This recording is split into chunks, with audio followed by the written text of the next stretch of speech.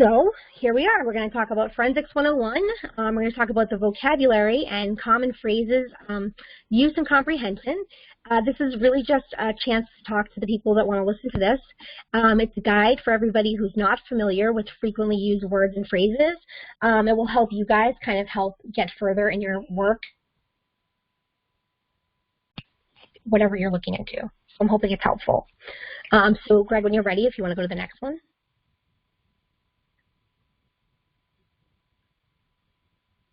Thank you. So I can read this, but basically it's still a pep talk. It's saying some of the world's best people and most effective helpers are the people like you who are listening.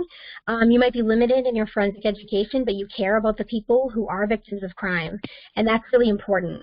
So you're important to the cold case solving process, and oftentimes I feel like they don't treat people that way in the public, but we rely on you. You know, people in professional positions, they rely on the public to help. So you guys taking the time to watch the documentaries, go on Netflix, look into cases, want to get information like Sophia, you were saying. I mean, I feel like this is so important.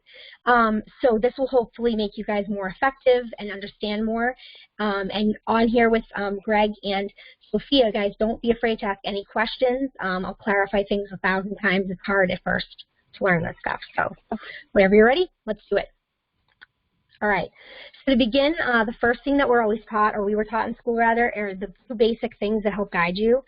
So the first is called Locard's exchange principle, and that's the idea that everywhere you go, you take a piece with you and you leave something behind. So that's exactly the idea when you have somebody and you say, oh, I've got no evidence and I've got no idea there's anything here. Your hair sheds naturally from your body. It's going to be at the place you killed someone. So the idea is you take something with you and you leave something behind. Does that make sense to you guys? Yes, it does. Okay. Yep. The next one's Occam's razor. Occam's razor is a principle that recommends you make no assumptions beyond what's necessary to find the answer. So the example I use here is if you find a body of a person who's 100 years old and there's no evidence they were harmed by someone else and no sign of suicide, if you apply Occam's razor, you're likely to know that this person died of old age or a natural cause. Does that make sense? Yes. You're not going to be like, it's a shark attack on land, you know? That's just, yeah. So these are the principles that really guide like a lot of what we do. So whenever you're ready, Greg, so you can go to the next one. Okay, this is a really fun one for me because people throw around homicide and murder and manslaughter a lot, and they have no idea why charges come in, and they're like, oh, they killed someone, but it's manslaughter. And I'm like, no. So, all right, so homicide is very basically somebody killing somebody else. Like, no matter how it happens, one person just killed another. So for example, we know JonBenet Ramsey was a victim of homicide because she died at the hands of someone, we just don't know who. Murder is killing someone being well aware that you're murdering them and continuing to make them die on purpose. So the example there would be that Klebold and Harris of the Columbine shooting, they murdered their classmates in cold blood because they knew what they were doing. Manslaughter is different. Manslaughter is the intent to do something that's not kill anyone, but in the process of what you're doing, whether it's another crime or whether you're acting recklessly, you can take a life. So, for example, there was a while back where Matthew Broderick actually hit and killed 2 people in an accident. He was driving recklessly. He was kind of just being a jerk. He was in a bad mood. So he wasn't trying to kill anyone, but he was passionately upset about something, and he hit them and killed them, and he got manslaughter. So does that make sense to you guys? Yes. Okay, good. I'm glad, because I really worry about, like, explaining myself funny. Thank you. Are you sure you can ask anything you want? So don't be afraid. Not everything sounds great so far. Okay, thank you. Great, yeah, thank you. All right, so the next one is manner versus cause of death. This one I still mix up, and I've been doing this a long time, so don't be afraid. This one's a tough one. So a manner of death can be classified 5 ways. Some states have a 6th, and I would love to tell you what that is, but I don't know because none of the states I've ever worked in have it. But anyway, it explains how the actual method of how someone died can kill them. So it would be like homicide, suicide, natural, accidental, or undetermined. And typically when you're doing an autopsy or you're doing an investigation, you start with homicide every time because it's so much more common to happen, even though you think like natural would be, it's not. You start with homicide and work your way back. So for example, if Robin Williams died of ligature strangulation, but his manner was ruled as a suicide, because by taking his own life, it was accomplished by that ligature strangulation, but it's a suicide, according to them. Then the cause of death is a specific thing that caused them to actually expire.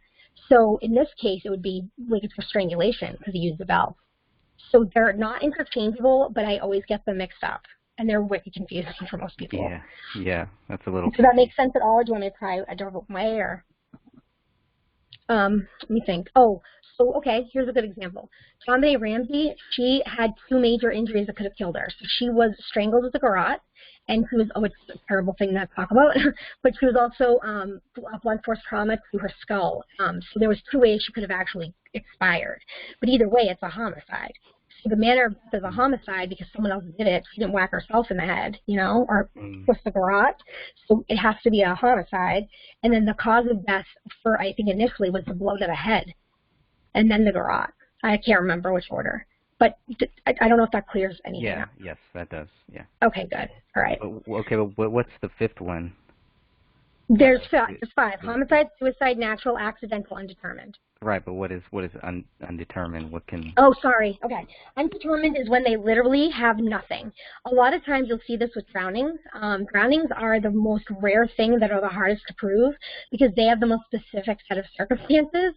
So, like, for drowning, you can drown on dry land, you can drown on the water. So their drowning is one of those things that they'll often say is undetermined because they get down to you just saw homicidal drowning. Those happen, but they're very rare, I guess, even though I don't agree with that. I think they happen a lot. Suicide, things like that, they work their way down, and if they can't figure out what it is there, they have to say undetermined because you have to sign a death certificate within a certain amount of time for them to get paid and for the family to get closure and to bury and stuff. So undetermined is a way to say, like, we'll go back to it later and change it if we have to. Would SIDS also qualify as this? I'm sorry, what? Would SIDS also qualify as undetermined? Usually with SIDS, what they'll say is they'll say natural or accidental, I think. I'm not 1,000% sure, but it's funny you ask because when I was a kid, I grew up in a house, and behind my house I had a cemetery, and I used to jog in there all the time. There was a little girl that was buried there, and she had SIDS, and it's weird because I didn't know how she died. I just used to go clean up her grave every time I was around. You keep it nice and all that. And I ran into her parents one day. And I remember her parents going, "Are you the one that keeps it up?" And I said, "Yeah, when I jog by or whatever." And I remember talking to them about it because I didn't know what it was. This was when I was like 16 or 17. And if I remember correctly, when we talked about it, I want to say, and because we really got into this discussion, I want to say it fell under accidental, or maybe, yeah, because I think she accidentally stopped breathing, right? I think that's what it is. But maybe, I don't know, it's state to state, but I would say if it were, I'm not a doctor either, but I would guess that it would be accidental. I can find out for you. I don't write that down. Oh, thank you. That's a great question. Good call. Any other ones you want to find out about? That's a great question. Any other ones you can think of? As of right now, I can't think of anything off the top of my head. All right. But I'm sure others listening will have some questions. Yeah, and I'll for sure find out about SIDS. That was a great question. Thank you for that. That's perfect, actually. Greg, do you have any ones you want me to look into? Probably. Go ahead. Yep. Go ahead, Sophia. Go for it. No, I didn't quite hear I didn't hear when she said your name. Oh, okay. Oh. When you're ready, we can move on, or if you have questions, Greg, go for it. No, I think we're good. We covered everything here. We covered the example. Okay. Yeah, I just asked because thinking about this David Crowley case, if it can't be a proven homicide, if it can't be a proven suicide, could it fall under undetermined? Or yes. Is that Yep. Because there's no way naturally that they're going to get shot like that. There's no way. And that's not natural anyway. It's a bullet. It's man-made. And then accidental, I'm sorry, but if all 3 of you happen to fall on this gun that shoots you in the head the way it does, I'm sorry, that's like way too unlucky. You have to, I'm not trying to be an asshole. I'm just saying that, like, it would have to be undetermined. But in this case here, I think that a lot of times, and I don't want to sound like a jerk, but a lot of times with suicide specifically, if they show up or they see something, right away they're thinking, oh, well, he probably had PTSD, even though they don't know the first thing about what military people go through or if he had we don't know. But a lot of them come in and they go, oh, and they assume it. Or if they see a note, they'll assume it's suicide before they do a full investigation because it's human nature with all the things they're overloaded with for them to feel like it's got to be one of those. So undetermined actually only happens like when you absolutely have to do undetermined and they hate to do it. And there's been cases I've worked on, like Chris Jenkins, who drowned. He actually was murdered, but they said he drowned accidentally in Minnesota, as a matter of fact. And it was Minneapolis, and he ended up. The parents got his death certificate changed to a homicide. Wow. So yeah, that's hard to. It's almost impossible, though. So I would guess that if those two things would fall under undetermined if they couldn't say homicide or suicide. Yes, Greg. So it would be curious. It'd be curious to see what is actually on the death certificate. What is on David's death certificate? Because I would love to too, but they won't give it to me. It should be a suicide from what they're saying, right? It should. His would technically, I believe, be suicide. And the other two, I remember looking at the investigational papers of the autopsy report, and I believe the other two were marked as homicide investigation, and I think they both were written as homicide, right? Yeah. Correct. Right. Mm-hmm. Yeah. So it's so weird to say about a child too. It's like so like stomach churning. Oof. So anyway, yeah. I don't know. That's a tough one. All right, so modus operandi and signature. This one kills me too. And here's why, because I promise you this is an easier one to understand. But it's like one of those things that people just don't even think, like, go, oh, they're different. So modus operandi is something that you'll hear a lot when it comes to things that a killer does that it has to do with the actual act of killing. These things actually change with time and with technology and with the tools they can use. I mean, somebody who starts off as a serial will often do stupid shit the first time they do it and be like, oh, next time I should have thought about it and brought a flashlight. So the modus operandi will be to go in with a flashlight next time. So, like, it becomes something that evolves, but for that example there, it doesn't work because it has nothing to do with the killing unless he uses it to bash their head in like a mag light. Okay, anyway. Sorry, this is tough. So, so basically, when you hear an MO is blank, you're not hearing that the MO is something that has to do with the actual killing, and it has to evolve over time. They don't stay the same. So, for example, with Ted Bundy, right? He got tired when he couldn't use his cast anymore to get girls. He couldn't get them, so he changed his MO to get victims, so he could actually pick them up and kill them by going to college bars and flirting with these girls. So that became his modus. But signature is something that actually has nothing to do with the death, and it never changes and has a meaning that we usually don't know, but we can like guess at, and then they might tell us. But things like this, so people didn't know for a long time that Ted Bundy bit all of his victims in the ass for whatever reason, whatever.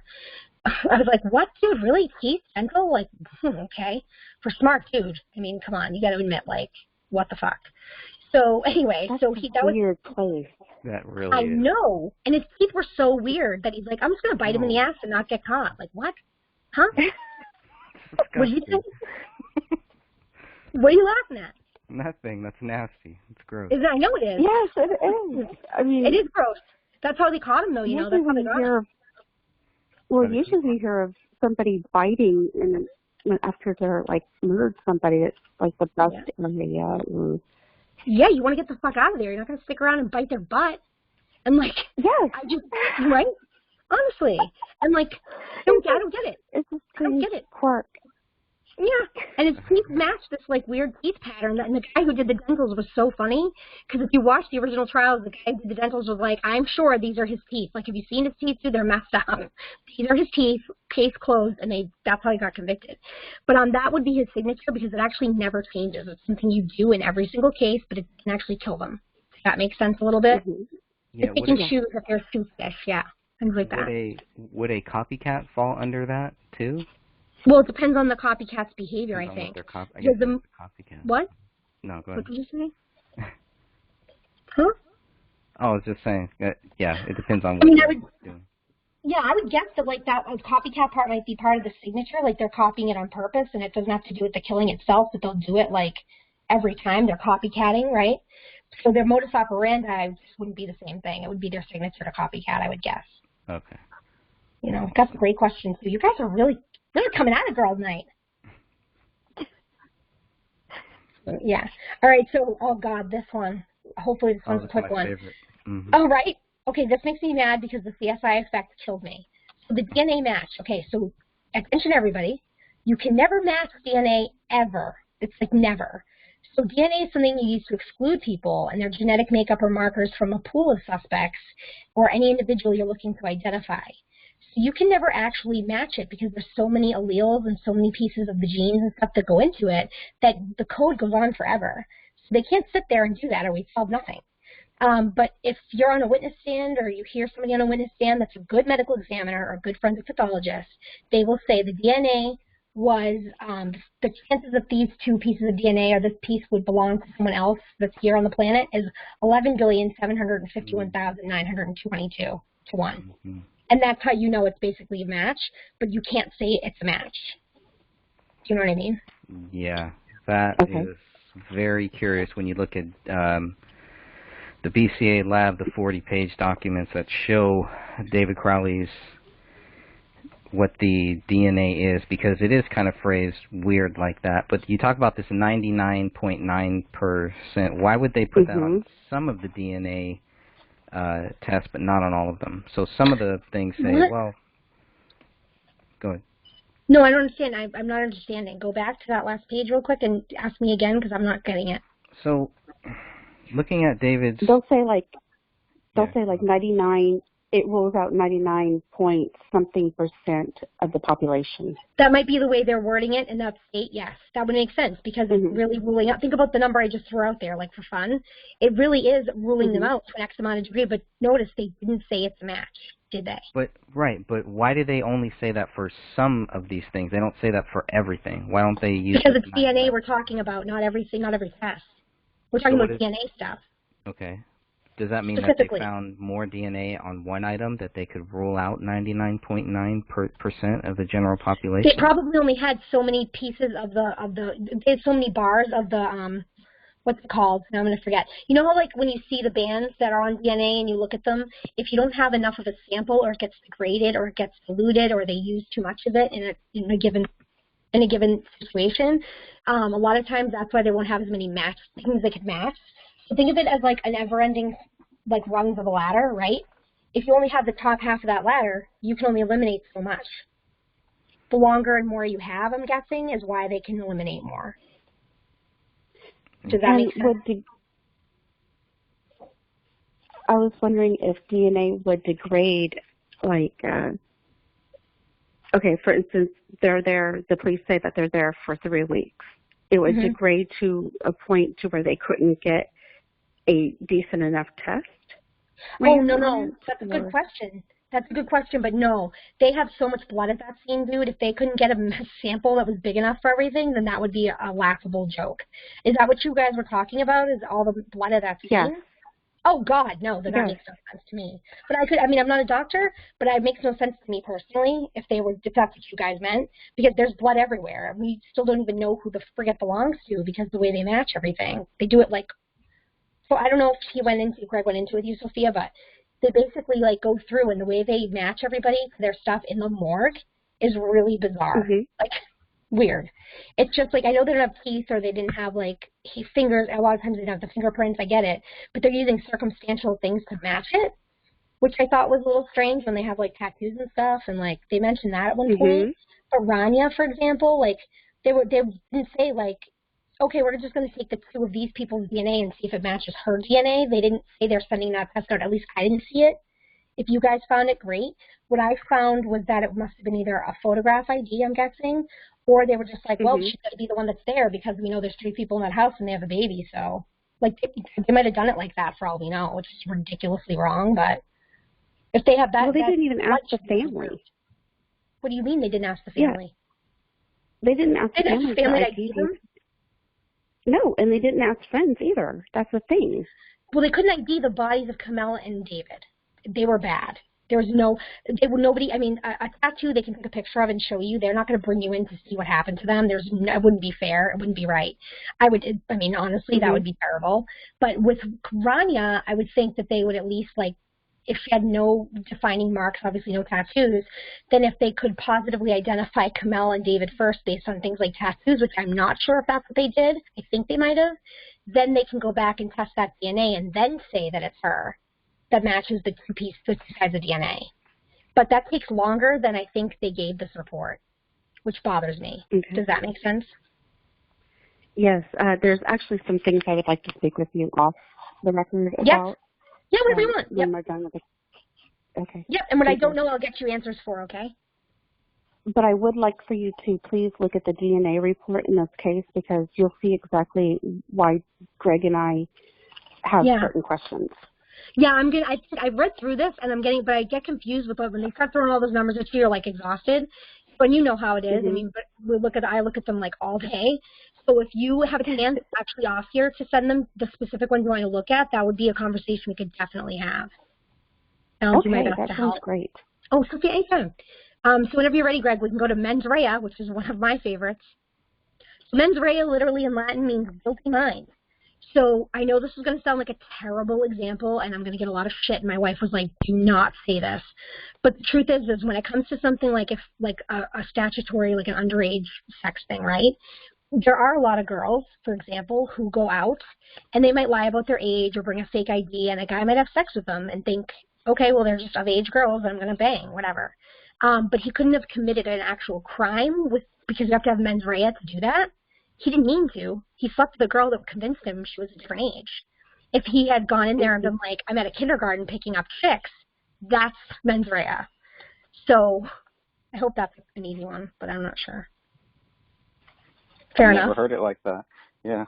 Well, that's really inappropriate for me to be like, it's walking to a kindergarten, "Hey, what's going on? Finger painting? That sounds great." Like, obviously, that's not like something that, like, you know what I mean? But I'm saying that's different. That's mens rea. He's going in there to commit a crime. But if he's out with the girl, which happens a lot of the time, and I'm not blaming the girl. I mean, obviously, I'm not. But it's one of those things where it could be the other way around, too. I mean, there are guys that do the same thing, and they look older, and they don't tell the person. They have a fake ID that backs them up. So there's actually no crime because there's no mens rea. So they're not trying to. Does that make sense? Yes. Yeah.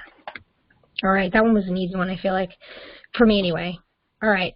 So, okay, probable versus possible, because this is easy when you stop a second and like think about the words themselves. But you have to really give yourself like a chance to go, okay, you can answer these things, and so like a Crowley case. You could sit there all day and go, this could have happened, that could have happened, but what's the most probable thing that you can think of? Because Occam's razor tells you.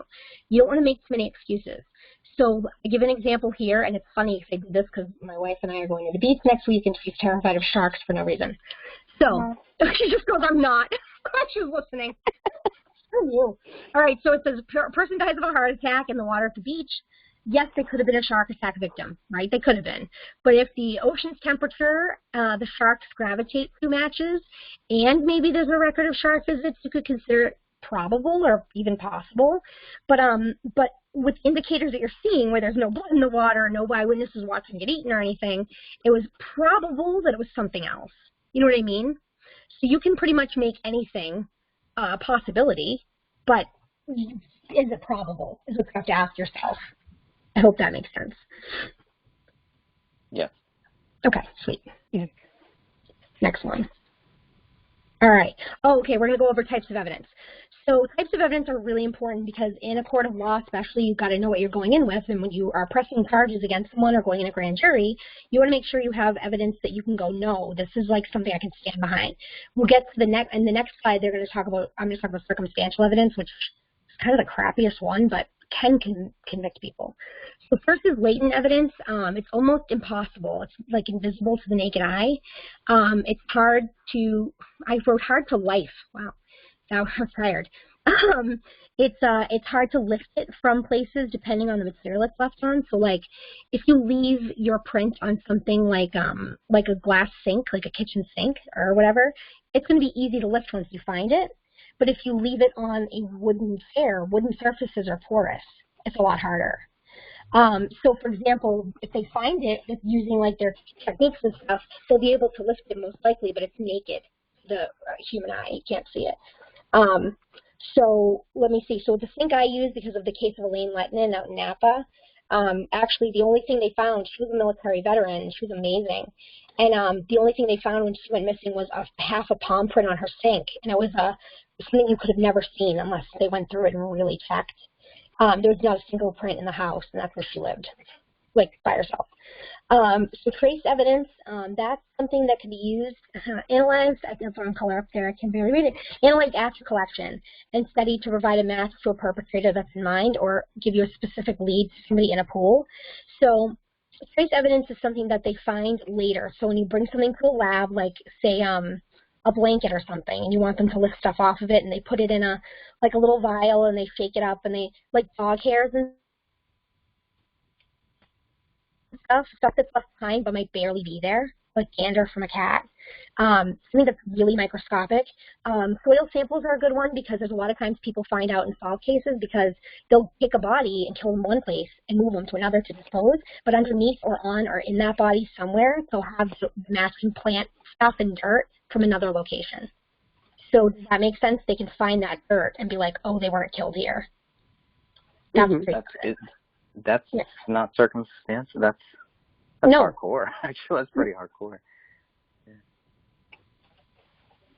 Yeah, no, I know. Because there's been people, so there was actually a woman, I'll give you a great example. There's a woman, a native up here in New England, who they found somewhere else, I can't remember where, but they said she's got to be from New England because of the tree spores we have up here in the certain trees that grow only in Massachusetts. Spores of the trees had landed on her clothing. And they were able to lift them, which I was like, holy miracle, Batman. And they lifted them, and I was like, oh, I wanted to go to that lab and hug someone. And then they brought them here, and they said, she's got to be from here. She's a Jane Doe. They said, she's got to be from here because the tree spores are specific just to one area of Massachusetts. So the we're like, trace okay, is, that's awesome. Crazy, right? So the trace is used to when you have a suspect or when you have a possible suspect? Is that? Yeah, if you eventually end up with a suspect, it's something that can be listed, but you can't see it. Are you going to look to see tree spores on your clothing? No. But like when they take her sweater and they lift something off it and put it under a microscope and go, these are pollen spores from a tree that only grows in Boston in that 1 mile radius, which is how weirdly they. I was like, how come spores could like travel in the wind and shit? And they were like, yeah, but in this area there's only these trees. And I was like, that's dumb. I can't believe that's crazy. A thing. I know. That's awesome. And it was, unfortunately she's still a Jane Doe, but we got so much on this person, and when we find them, they're done. Yeah. So whenever you're ready, we can go to the next one. Any questions on the latent stuff, Sophia? Oh, yeah, anything, yeah. Not yet, but I am going to hold any questions for the future because I need have to go. Ask me whenever you want, yep. Yeah, okay, yeah, the latent is very interesting. Okay, whatever you need, honey, whatever works. Yeah. Again, like I said, I'm not a doctor by any means, but this is how I've always understood it. Play one on TV. I have to play one on TV. I'm not a doctor. I just want to be But so if I'm explaining it wrong, so I invite anyone who does listen to this to like come and correct me later. When we get to it, on the one that's about Rob Williams again, I explained there's a few things that I had to tweak because I was like, oh shit, I screwed that up, or like very few things, but enough for me to be like, I'm going to apologize. All right, so evidence types, physical. Anything or object admissible in a court of law that shows with its clear physical characteristics something that's a fact. So the study of a bullet at a crime scene is done by a ballistic specialist. Labs look for matching striations on the bullet itself because there's marks made on it from the chamber of the gun when it exits. So it's an actual thing you can look at and say, if I fire a bullet from this gun here, because I did it, these two bullets have the same exact matches of striations on them. So that becomes like physical evidence. Does that make sense? Mm-hmm. Okay. Circumstantial evidence is a bit. So evidence collected that's used in a court of law, but only if you have assumptions in place with it. And we know from the basics that we're not supposed to assume it's a lot. But many times people actually do that and get away with it. Like everything not everything, because that's going to be the wrong. I was going to use the Casey Anthony thing because I hate her, but that's terrible. I'm not going to use it that way. All right, let's use my other example. All right, so 9mm weapon could be used to kill a paper boy, for example. In court, they charge someone and they bring him in, and they say, we know that you were living in the neighborhood at the time and you own a 9mm. But how many people in that neighborhood own one, right? It proves absolutely nothing. But if they didn't fire a bullet out of it to check that, for whatever reason they didn't, let's say they didn't, having just a 9mm one, you have to assume without the bullet check that maybe it connects them. So that's weak evidence. It goes on stand, and if you can go to assume all you want and try to convince a jury, but that's them. to interpret it. So a lot of times, if it's all circumstantial, people will throw out the charges or it'll cause some problems. So I hope that makes sense. It sounds like the bullet that they say killed David would probably fall right under that, under circumstantial. How do you even know what bullets are? Yeah. There's like 10,000 of them. I don't even know how to do that part of it. There's just so many shots all over the house. And I promise you guys I'm not stupid, but I've looked at the scene just from pictures and I'm like, this is a shit show. Like to the point where I'm like, this bullet was found on when did they get the bullet, Greg? Was it the 17th of February? They were notified about it on February 17th, and then they found it on February 18th. Yeah, we can take a second though and like go, maybe the bullet is a problem, but the fact that there were 2 people there on scene hanging out is what bothers me. More than 2 people. Well, not more than 2. Have a party. And not only that, but this bullet doesn't have blood or tissue on it whatsoever. But his DNA is found on it? No. That can't kill him if it didn't touch him. What do you mean? It has his DNA. It's got his DNA. It has his DNA, but it doesn't have blood or tissue. They said in the reports that it was. Let me help you with that. I got it, guys. I got that one. So that's serology is something that people don't understand. We make serums in our body, and there's other things that come out of us that hold our DNA that are hard to see. So it doesn't have to have blood or tissue, just so you know, and that's tough to know. It doesn't have to have blood or tissue. It can have a serum on it that a serologist picks up, and it could match. But I think on the surface of a bullet, you'd have a very small sample. That would be the size sample I was talking about before, where it grades. But for that bullet to be there, if it was there and they found it later, I would be shocked if they found DNA on it still, especially because it's open. If it's was it like on the floor still, like months later? It was embedded in the. It was in the attic, and it was in the. That one. Oh, that one with no gunpowder either. That one, yeah. Mm-hmm. Now that makes sense. I didn't know that had DNA on it. That's a joke. The one that was in the wall in the basement, that one did not have DNA on it. I would hope not. I mean, when did they go downstairs? Like, if they did go downstairs, great. But there's so many bullets that are just thrown through the house that don't make sense to me. Like, they're not trying to shoot and missing the dog and hitting everybody else at close range. Mm-hmm. So I think they did that for confusion purposes, just because they could fire it off. I guarantee you they had silencers. I guarantee it. You guys, I'm like, I love you for remembering these things because there's so much going on there. I like get tired. God love you.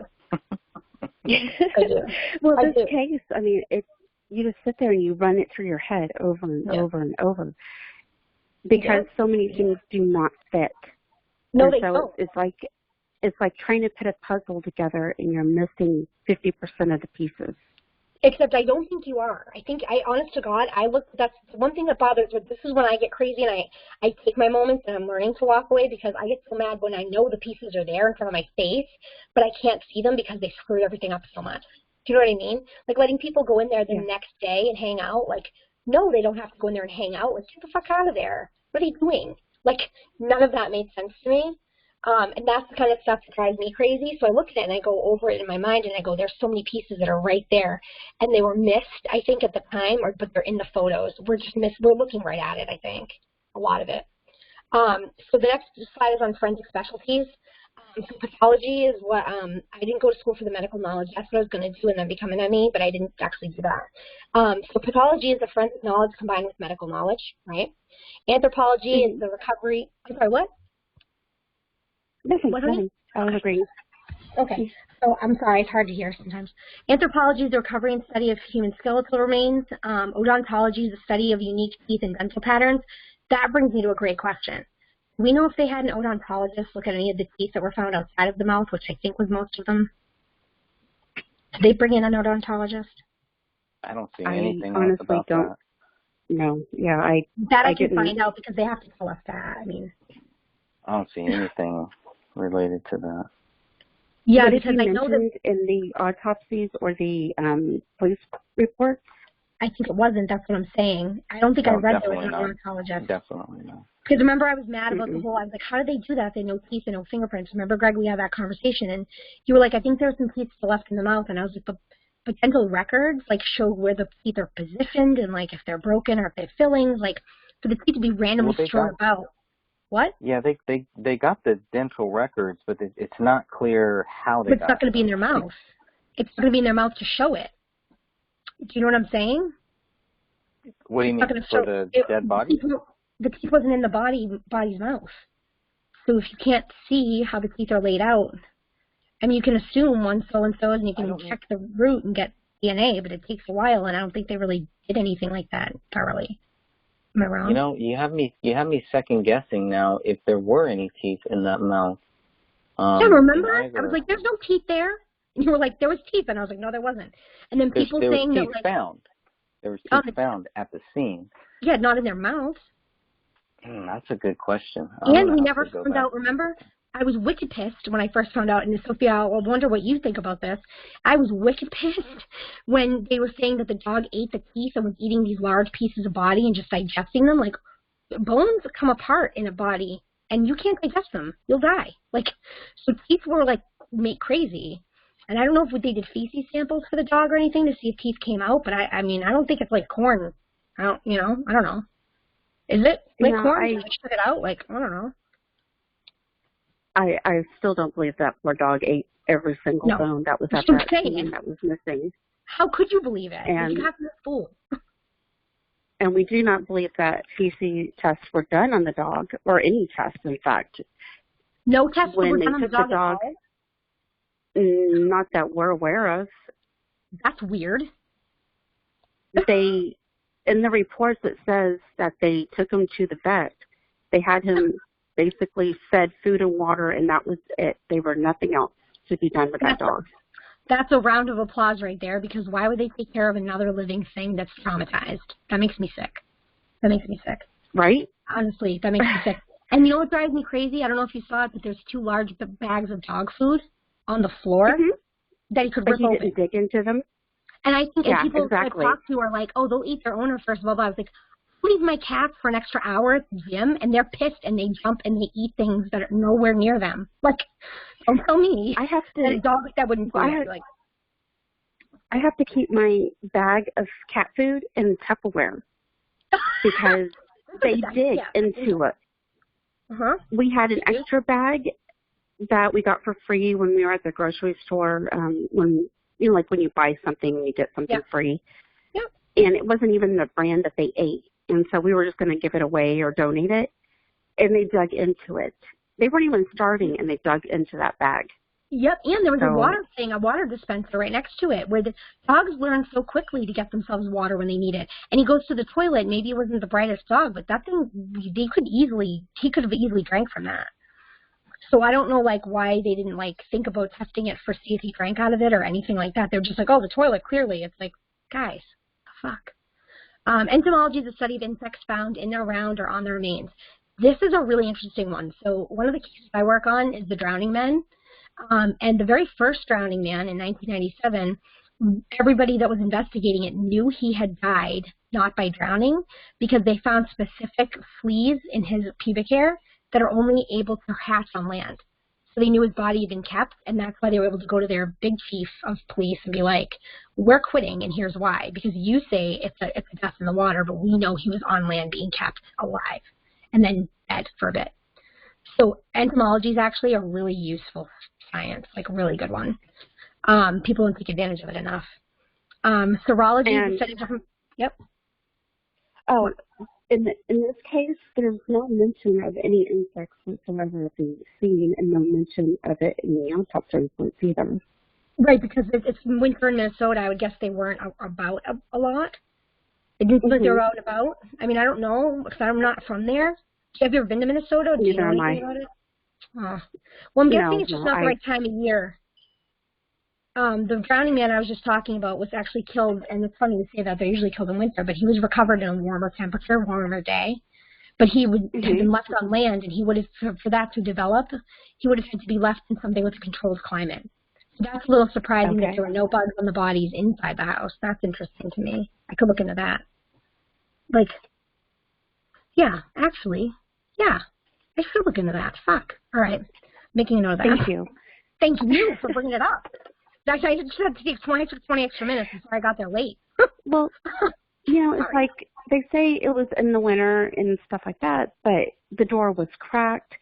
And they did have fruit in the house that was decaying. There should have been any type of insect, like fruit flies or something. I like you. And there's no mention. Thank you. I like you. You're smart. Yeah, there's no good call. Well, good call. That's actually an excellent call. Good job. I don't like that serology wasn't. I don't think serology specialists, and I could check again, but you would think they'd be looking for things like if they see the dog ate remains, that saliva would be on the bodies, or the pieces left behind. I don't think they checked any of that. So criminalistics is the study of crime and the evidence collected to kind of give somebody like a scientific stance about like what's going on. So that's what I went to school for. But eventually I wanted to do psychological profiling, and I didn't. Turns out you can't be me and work for the FBI and CIA because I guess I don't stand out and I swear too much and I have tattoos. I don't know. So profiling wasn't going to work because I'm not really discreet as a human. So profiling is using psychological and predictive factors known to be part of past admitted criminals to put forth a likely outline of someone who would commit the crime. Here's the kicker. If we could get a guy from the FBI on this shit, they'd probably tell us in a second who did this crime. But that costs big money. Right. That costs big money, though, and they won't come for anyone. And I know I've called in my one favor I had with my one friend in the FBI already. I can certainly find my one friend. What? That costs them money. How? What do you mean? We gotta pay it? We gotta bribe them or something? What do we gotta do? No. But no, profiling is something you pay for. It's a really it's a science. The psychologist that does it, that works for usually, I think they were collected. Profiling is done usually by the FBI, I believe. And the one favor I had, the FBI, I called in for another case when I could. But this one here, a profiler, to get them to come out if they don't volunteer, I would imagine we'd have to pay. Yeah. You have to pay me to go to Minnesota, and I don't want to go. Oh, you're going. In Minnesota, everybody. I'm not trying to be a jerk, but I'm not an outdoorsy girl. You're going and you're bringing flowers. Wow. There you go. I know, I'm not the guy who walked by with flowers and randomly left them. I'm not that guy. And ballistics is a study of guns and bullets. Yeah, I was told that man is going to be somewhere. Guns and bullets, we got that. We can move on. Just one more thing on. Oh, nothing. One more thing on the profiling. That is definitely something that I would pay for. That I would try to pay for, definitely. I know that's something you would love to, but you tell me if you get the number to the FBI directly, and if they were willing to, if you get the number, I'll call them up. I got no problem. But until then, unless we know someone in it, I don't know that we will. But we can talk about that after this. Yeah, okay. This conversation here and think that I'm going to get anywhere. We'll talk after? Sounds good. Sounds great. All right, so what's the next slide? Am I done here? Then we have the other one, because the other one I'm wicked excited to show Sophia. All right, so the next one's really good, by the way, Sophia. Really good. Medical examiner, forensic pathologist, or coroner. Who do you want to do your autopsy? This kills me, because people don't understand that a coroner is an elected official. So I'm going to skip down to the fact that first, a medical examiner is a licensed doctor who studies forensics. They sign off on postmortem exams. People like Dr. Cyril Wecht and Dr. Bennett Omalu, those are the best that have ever been. And they become the head medical examiner at the Pittsburgh office eventually because they're medical examiners. They're doctors. Forensic pathologist is not a doctor, but they have extensive training and knowledge. Specializes in deaths that are sudden and untimely. And the example there maybe is a little inappropriate. The sudden death of Judge Scalia in Texas was unexpected as he was healthy as far as everyone knew, so they called in a forensic pathologist to assist. A coroner, so this is fun because in New Hampshire they let anyone do anything. I mean, they let a guy run for president with like a boot on his head, and I'm not kidding. It was like a local thing. I was like, this is not funny. Yeah, he's not funny to me. This guy got on TV, and I was so angry at I was like, I hate this state. I hate it so much. But anyway, there's literally a coroner not far from here, as a matter of fact, who has a meteorology weekend that he did one time, and 25 years with an associate's in advertising. So I don't want him to cut me open. I'm good. Like advertising, yeah, and meteorology, right? Why not? I like him, so they voted him in. Yeah, you laugh, but I live here. He's got great personality. Oh, thank you. I appreciate that, but around here nobody has that. I walk by, I'm like, hi, how are you? And people are like, what? And you're like, oh, God, please. Just want to say hi, be friendly, everybody. You're the ones electing the advertisers. All right. I'm from Massachusetts. Well, okay. So in this case, in this David Crowley case, what are we dealing with here? Are we dealing with a medical examiner, a forensic? Oh yeah, you are. Pathologist? Lewinsky. Remember Lewinsky's on there signing off? Is that her name? She's a medical. Yes, she's a medical examiner. She would have to be. Yep. And she's a very good. She's a forensic pathology degree too. She's got both. She's got both. She's got everything she needs to be quite good at what she does. Yeah. So from what I can tell, she's wonderful, but you don't know. Sometimes it'll say like, oh, this was specifically prepared by this person, and you're like, did you type the words in, or did you do the operation? Like, you can't tell, and a lot of times they have people that do things for them, especially with large, like in Columbine, for example, they had to send out the victims to other places because they didn't have enough people to do them at each one. So they have to send them out. But somehow at Sandy Hook, Dr. Carver got them all done in a night with like a prayer and like one friggin' knife. Whatever. Sorry, yeah, I'm bitter about that one. On that one. Yeah, we'll definitely go over that off audio for sure. Okay. That one makes me. Dr. Carver is his name. Like, just let that sit in, okay? But yeah, I know who I want to do my exam, and it would be an ME for sure. So people don't often know that. So this is the end. That's just the thank you part. Thank you, and appreciating everything that you do. Everybody that cares, it matters. If there's anything else people don't understand, checking out the Oxford English Dictionary of Forensic Science helps a lot. That's a good, reliable source. Please try not to wiki. I've seen some real bad shit go on there where you're like, oh my lord. There's some rough sites out there, but for the most part, science is so straightforward that it's like, this is what you're dealing with. It's just not easy to understand like it is in that one. So I hope you enjoyed it, and I hope you guys got something of it. And I'm really excited for the next one because it's friggin' sick. Greg was like, this is going to be fun, and I was like, I know. So I'm stoked. Well, this is very helpful, and I really appreciate you going over the terminology. No problem. There's a lot of people who seem, they really want to help with the case, but the terminology really is confusing, and exactly this case is confusing on top of that, and sometimes you just get overwhelmed. And confusing. The case is confusing. We got to find another word for that. This is like a whole new level of conundrum. Like it's bull. I have an actual two words for it. I have two words. You can't say them on air. You're too classy. What? Yes.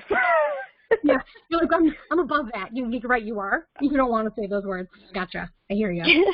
But thank you for understanding that, too, because it's all about patience. Like, and if I'm able to have, and I'm not perfect, so I mess up, but, like, if I'm able to have the ability to share anything, it's the fact that we need people. Because the same people on a case, a lot of times cold cases just stay cold because they don't want anyone else coming in and looking, and you want to be like, well, you haven't figured it out. So ask the person you think is dumb or never solve it, but the person you think is dumb could probably be really smart if you gave them the right tools. Like, that's what it's about. So I appreciate you coming and listening and caring very much.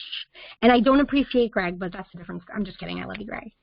Oh, my God. I'm kidding. You're my fave. Today. He knows me. I'm kidding. And we all appreciate that Ben Affleck was the greatest Batman ever. So oh my God, you had no, he wasn't. You jerk. No. Shut it down. You gotta bring him up at the end of every episode. You gotta bring Ben Affleck up at the end of every one. He's the only celebrity from Boston that's an asshole. And don't even like laugh like if you met him, you'd be like, wow, what a jerk. He's a jerk. He's a jerk. They taught us to know about Batman. Adam West was the best Batman, but we'll fight later. Thank you. No problem. Yeah, I'll challenge you on that one. Okay. No problem. And if you guys are ready to go, we can move on to the next one when you're ready, because this one's my favorite, and I think Sophia's going to love it. All right. Sounds like fun. Okay. So this is a presentation about human experimentation when no ethics really apply. I'm not saying CIA does not have ethics. Maybe they do. I don't know. But the field of science, ordinary citizens, and the CIA, all the information you're about to see comes directly from their databases or comes directly from the actual experiments. And this is something I'm thinking hopefully will apply to the Crowley case, and it will be our real Hail Mary. If we exhaust everything that we all do together to try and get this solved, at the very least, I'm hoping we can vindicate him. So follow me on this one. I don't even have to read this first part, to be honest. I think I was overtired when I typed that part, so let's just go to slide 2 and let's get going. Oh, okay. So, that one you can't see, huh? At the top. What happened? Did you photocopy it? Greg? No, I didn't. No. Can you see it? Because I can't.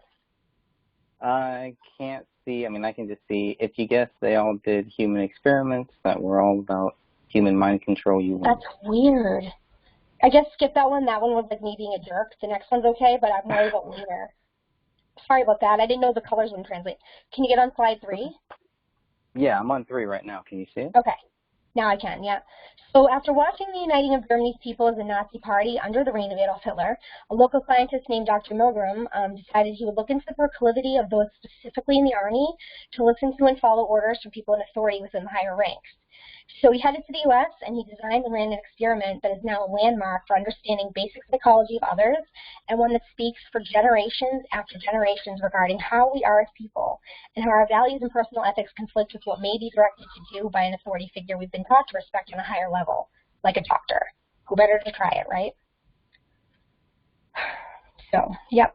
So here's how it goes. So after advertising for volunteers to come to it, Yale University is where he held this, and he gathered a test pool of people, and he placed one person in his testing room. But this room was split into 2, and they were attached to each other so that neither person in either room could actually see each other. In the first room, the doctor took a test subject and sat them at a table and showed them a scale of electricity. And there was a set of corresponding buttons that went with it, or they had switches too. I'm sorry this is all messed up right here, but basically from left to right on this panel, there was an increase in zaps of electricity they would give someone. So what the doctor was saying was ask them the question and ask them the answer, and if they get it wrong, each time they get it wrong, you're going to move further to the right and give them a higher dose of electricity. So in one room where the other person was not being tested was an actor, and he was paid to go up with every increase and beg them to stop and basically make a fit out of everything, see how far they would go if a doctor told them to. Does that make sense? Mm-hmm. Yes. Okay. So at the beginning, Dr. Milgram we're going to go over what he estimated and what he found out, which is mind-blowing. But right now, if you think about it, it will be that if subjects aren't aware that they're being tested to see what they'll do under authority versus what they really know to do right and wrong. So the next is a video experiment. I'll show you one part of it. So if you want to go through it and hit play, we'll watch it. And whenever you're ready, you can hit play, Greg. Hopefully that works. Oh no, did it not work? I'm not sure if it's going to play. This isn't coming up at all. Why does it look like this? Mine didn't look this way. Huh. Oh, crap. If I pull it up, can you Could see it be a on mine? map. If I pull it up, would you be able to see it on mine? Or no? Probably not. I don't know. No, I'd have to screen share with you. Oh, crap. Okay, so here's what we'll do then. Are you able to go on YouTube and I'll show you which one to play? Would he get dinged for that? Dinged. By YouTube? If he went to, if he played another video, or? Oh, I don't know. This is on YouTube. You're right. Crap. See, you're always thinking, Sophie. I like you. Are you able to do that or on anywhere else? Yeah, you can look up the Milgram experiment and it should come right up. Okay. Let's see, but the important part is seeing the different reactions of people. He did this, I think, 18 times. So try to go on this one. I see what you're looking at. There's some old ones and there's new ones. Just scroll down if you don't mind. Oh, yeah. Go down. Yeah. Let's try and see that. We don't want to see the second guy yet because he's the second set of examples. Let's see if we can go up a little bit, please. Sorry about this, guys. I don't know why I can translate right. I want us to just see, maybe we could just try that full video at the bottom left. The one that says Milgram Experiment YouTube. Are you allowed to do that? Yeah, try that. Try to explain the whole thing, though, beginning to end. I don't know if they'll be able to hear it, though. No, I know. Can you hear it on your end and we can't, or? I can't hear it. I can't either. I hear it in There's nothing I can do to share it at all. Oh my God, this is brutal. I know, that's not what I'm trying to show you, for the record. That was not that I'm against it. I mean, I'm all about talking about the Holocaust because I'm the first person to tell you that my mom taught it growing up, so I get it. But like, this is not the part that we want to see right this second anyway. Okay. Way to go, Greg. It's probably because you like Ben Affleck as Batman, I'm guessing. I couldn't resist. It's going to come back at you so hard. I'm Boston. You're not going to get away with it. We all know who is the superior force here. I don't think I'm superior. I'm just born in the city of champions. I can't help it. Mm-hmm. Okay, so if I don't know, I really want to show the video, but if I can't, I can kind of explain. It's up to you. Yeah, it's probably a Mac. Right. That's why I hate a Mac. Hold on. Let me get I can give it a brief. The first guy, I'll tell you while you look for it, the first guy right here, he's looking at the doctor over his shoulder right there. And he's saying to him, do you hear this guy? This guy's begging me to stop. The guy was saying to him, like, please don't keep going. I got kids, man. I got to go home. Like, this is exhausting. Like, the actor's really giving him, you know, I think this guy here barely got halfway through at first. And he was like, this guy is really pain. What are you doing to this guy? And he's asking, and he's really bugging with it. But the doctor says, do it. And he does it against knowing it's wrong. So he doesn't know what to do. He just feels bad. Does that make sense? Hold on. Mm-hmm. Yeah. Hold on. The next guy's fantastic. Next guy's like, nah, this is going to work. I like your little bee on the Bing background. It's very much somebody who's on Summer Lovin'. What? I hear music. On my end? No, it's on mine. Oh. Hold on. Wow. Okay. So, wow. I'm dumbfounded. All right. So example number 1 here for the Milgram experiment shows a man who is working through the experiment, hitting the buzzer from left to right, and he, if I remember correctly, gets about maybe like halfway through, and the man on the other end, every time he shocks him, is crying and begging him to stop. So he looks at the doctor and says, this guy sounds like he's not in a good way. Can you check on him or something? And the doctor says, just keep going. And he listens. And even though it really shows that it draws on him and he doesn't want to do it, he listens anyway.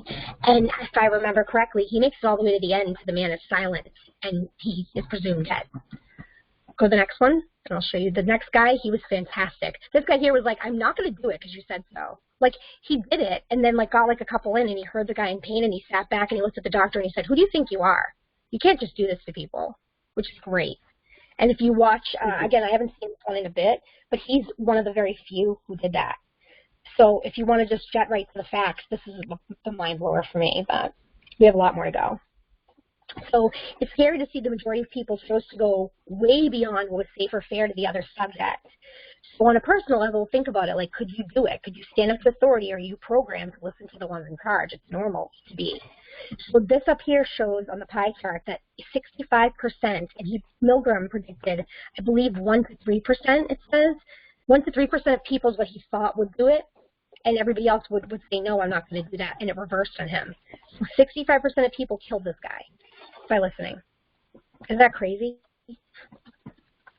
Wow. I would have never thought that. He was disgusted. He did like 18 times because he didn't want to believe it. But yeah, if you want to go to the next one too, it gets into that a little bit. Oh my God, why? You're fired. Hang on. I'm pulling up on mine because I can't even talk about it if I can't see it. So hang on. Crap. I had all these 2 transitions. All right. We are on, the next one was, it's the great too, isn't it? Shit. Okay, so we're at this one. Are you looking at the prediction made by Milgram?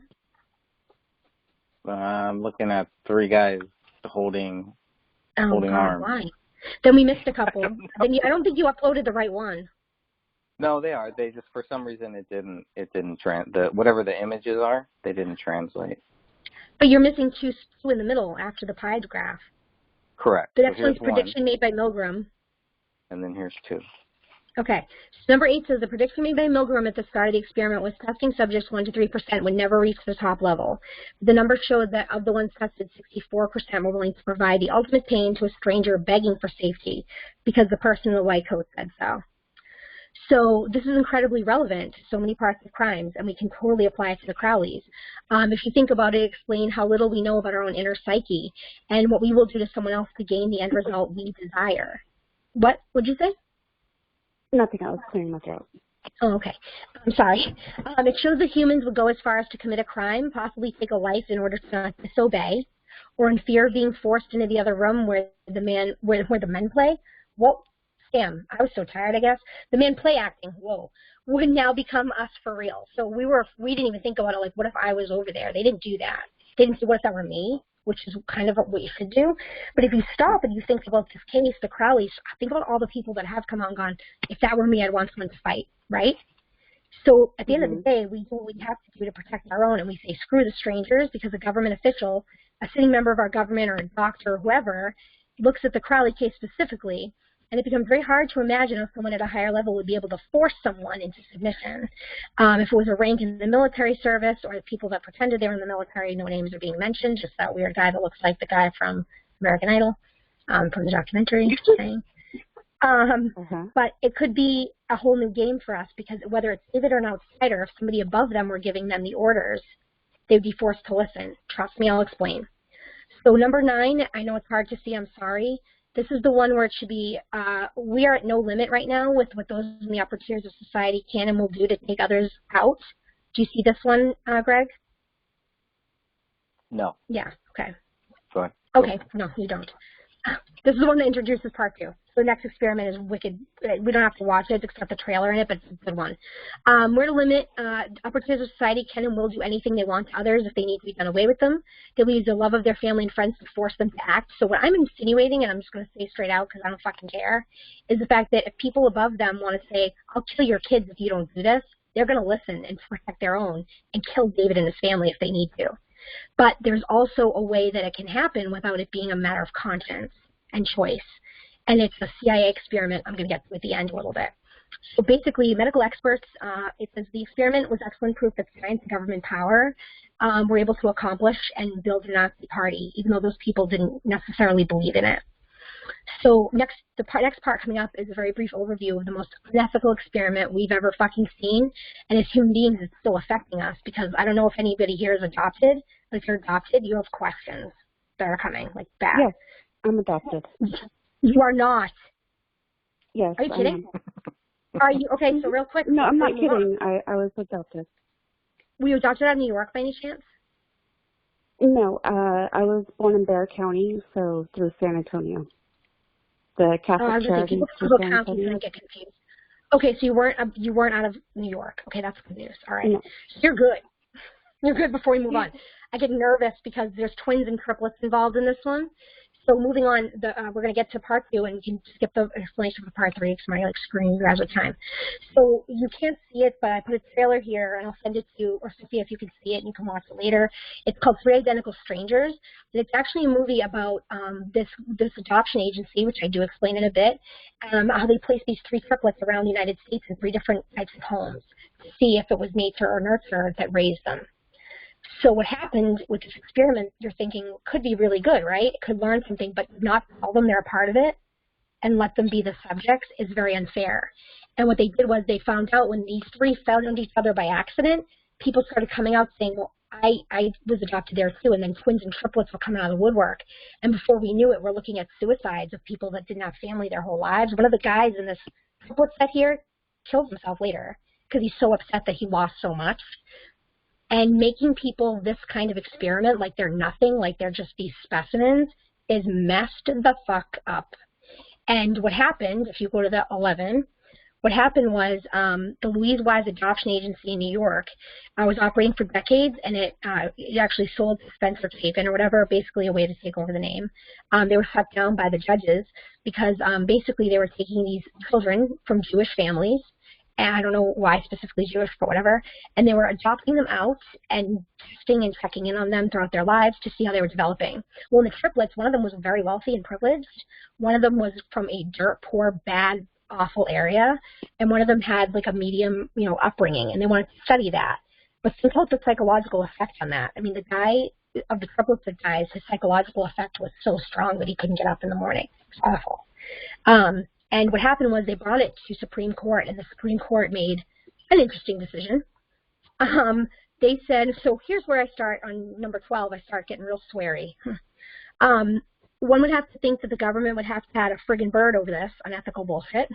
But instead they found the evidence and information gained from it would be so important to later generations that the judges decided to lock the records away and seal them in a vault. and preserve them at Yale until the year 2065 when we'll essentially all be dead. Then at that time they can open them and look at the experiments. But till then there's people walking on Earth that have no clue they're twins and triplets and even quadruplets. Is that sick? Like, they don't have any siblings and they're just walking among the world alone. It's weird. Why would they even do that? Why would they steal everything? That's dumbfounding. It's like no I watched answer. a movie inside. What'd you say? So there's not even answers for these poor people. I know, and they're not going to get them. That's the worst part. They're not going to get them. And that's why one of the triplets, I think, was aware of that. When they ruled them, because they are the ones who started the movement, they found, they thought they were twins. The two that found each other were like, oh my God, we're twins. And then they put their picture in the paper, and the third guy was like, no, I'm your triplet. And like, there's multiple times this came up, they'll never get answers. We'll never get answers. And we don't know how many people it affected because they didn't keep a tally. Right? So I said, so Sam, we get it, but why bring this up regarding the psychological testing and experimentations of regular people? How does this apply to the Crowley family or within the military? How could that allow a connection to the perpetrators that may have committed and staged the scene at the Crowley house? And then I call the assholes of the CIA, which probably isn't a good thing to do, but they know they're assholes. They basically run around doing whatever they want because they're above the law because they're assholes. I'm not afraid to say it. And they have the resources and cash to assure people, and they can assist them with their requests. But then scopolamine, are you familiar with that at all? Scopolamine? No. Oh, truth serum. It's truth serum. So it's the stuff they give you when they don't want to do, they do these lie detector tests with your crap. I mean, check somebody with scopolamine, they're going to tell you their whole life. I would tell you college front to back if you did that to me. And I don't talk about that because I was not. It's a fun fact that, so if you go on number 13, it's a fun fact, all this is a Google search of CIA mind control, FOIA paperwork. The motherfucker who filed this was a genius because they had to tell everything. And if you go to that database, you're going to be there for hours in a black hole. It's great. And it's great to watch them like shut themselves and be like, well, maybe we did that and that wasn't a good idea. Like, what? So it says birthday present of a lifetime. Here the site for the CIA itself comes up, and on this glorious page, a directory and set of volumes of research and data documents involving, and what I'm going to say is scary, but we're talking your worst fears is the evolution of human mind control. And we're not just talking MK Ultra. I don't know if you guys know about that, but we're going way past that. Do you know MK Ultra? Yeah. We're going way dangerous. Like, we're going past it. So on page 14, if you I got one of them went out of, okay. So hold on. This might have gone, okay, yeah. So in addition to what they were able to develop and evolve, is this in the wrong order? What do you see in front of you? You see 14? This one is blank, so it's another one that just didn't translate. Yeah, we'll have to talk about that later. Okay, you and your Mac. So it says in addition, because of the video itself, but it says in addition to what they were able to develop and evolve to use to push the abilities of these experiments, they actually gained access to soldiers on a one-to-one basis and used something that's coming out. And they say that it's Vladimir Putin's lying about it and 5G technology is not real, but it's very real. And it's actually brain and skull vibration. And it can make subjects do whatever the fuck they want them to. And they can make them go to their own death willingly. It seems like it wouldn't happen in a situation, but this is how I think we can vindicate him in the very end with our Hail Mary, is even if he was under this control, then it wasn't him that did the crime, because he wasn't able to choose. But if there's other people there that perhaps committed the crime that could have been under the influence, which is highly possible considering the level of government and military we're talking about, it's possible that either way it vindicates David and frees him, because he didn't do it even if it was him that did it, if that makes sense a little? No? Okay. So it was able to be replicated in multiple ways. We actually, I hope I get into it later, but we actually find that they use specifically things like tearing up the Quran. That's in there. And they use things like writing to obey Allah now, which was on his notebook, things like that. They forced one guy, if I remember correctly, to like walk off to the desert and stand there till he died, like crazy. It said, whoever did it could have very essentially walked right into it and did it and doesn't even remember it. But either way, I mean, the whole thing is such a mess and there's bullets everywhere and it looks very disorganized, and it makes me wonder if they created a human robot to go in there and just do it. And that sounds insane, but it's truly not. It's so reachable. It's like just there. People don't want to believe it, but it's insane. Talking about like a Terminator?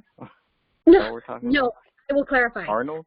No, we're talking about an ability to reach people on a one-to-one basis and control their mind. So they're able to vibrate their skull and give them one-to-one messages. They were able to do that, and they still are, very much so. So what they did with a lot of people, they tested it on all the military people they could. And you have to remember that David's military, I mean, you saw him talk.